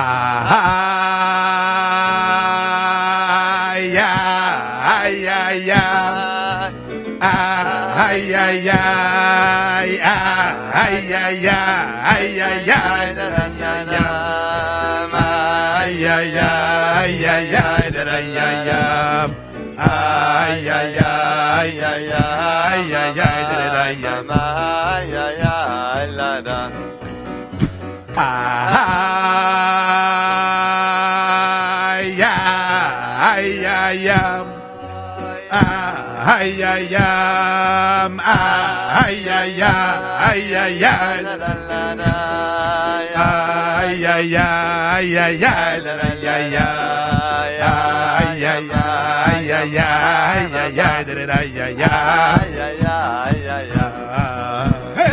Ashreinu Matov Chelkeinu Umanoyim Geiraleinu. Oh my Yafa, Yafa, Yafa, Yafa, Yerushalayim. Ashreinu Matov Chelkeinu Umanoyim Geiraleinu. Oh my Yafa, Yafa, Yafa, Yafa, Yerushalayim.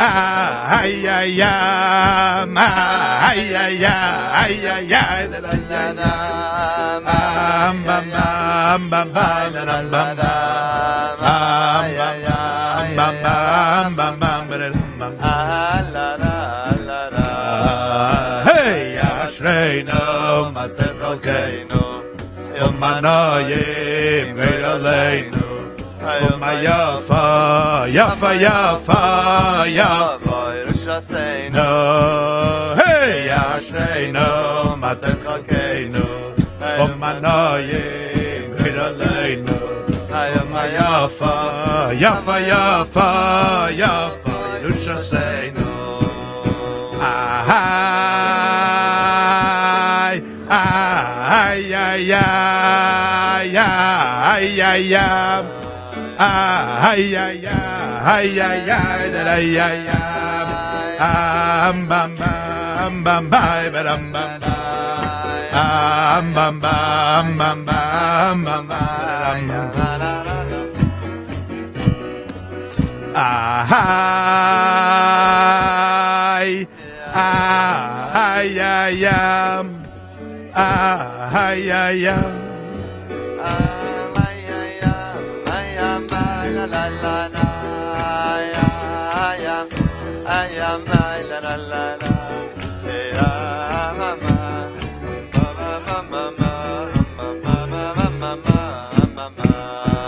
Hey, Ashreinu, Matet Chalkeinu, Umanoyim, Great Aleinu, Yafa, Yafa, Yafa, Yafa, Yerushaseinu, Hey, Ashreinu, Matet Chalkeinu, Umanoyim, Great Aleinu,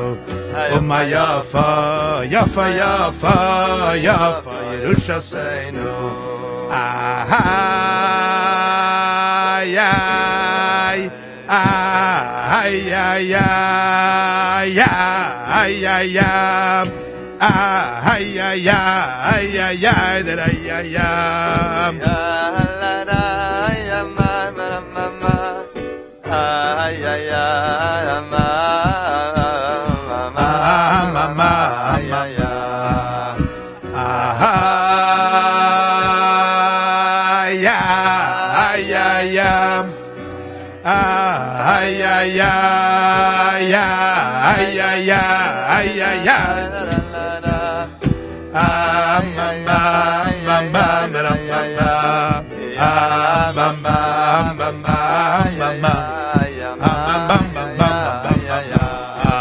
Hey, Ashreinu, Matet Chalkeinu, Umanoyim, Great Aleinu, Yafa, Yafa, Yafa, Yafa, Yerushaseinu, Hey, Ashreinu, Matet Chalkeinu, Umanoyim, Great Aleinu, Hey, Yafa, Yafa, Yafa, Yafa,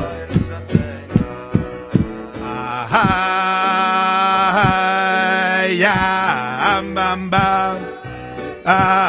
bam bam. Bam bam bam bam bam bam bam bam bam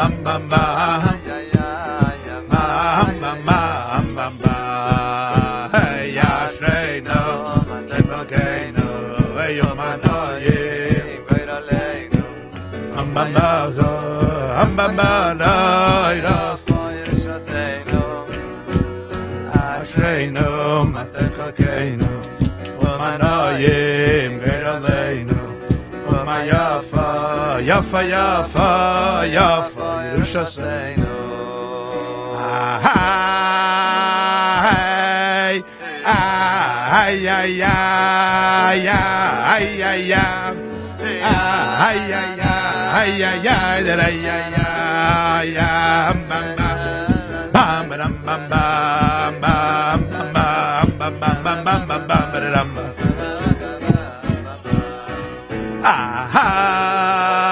ya ya bam bam hey ya bam bam hey ya bam bam bam bam bam bam bam bam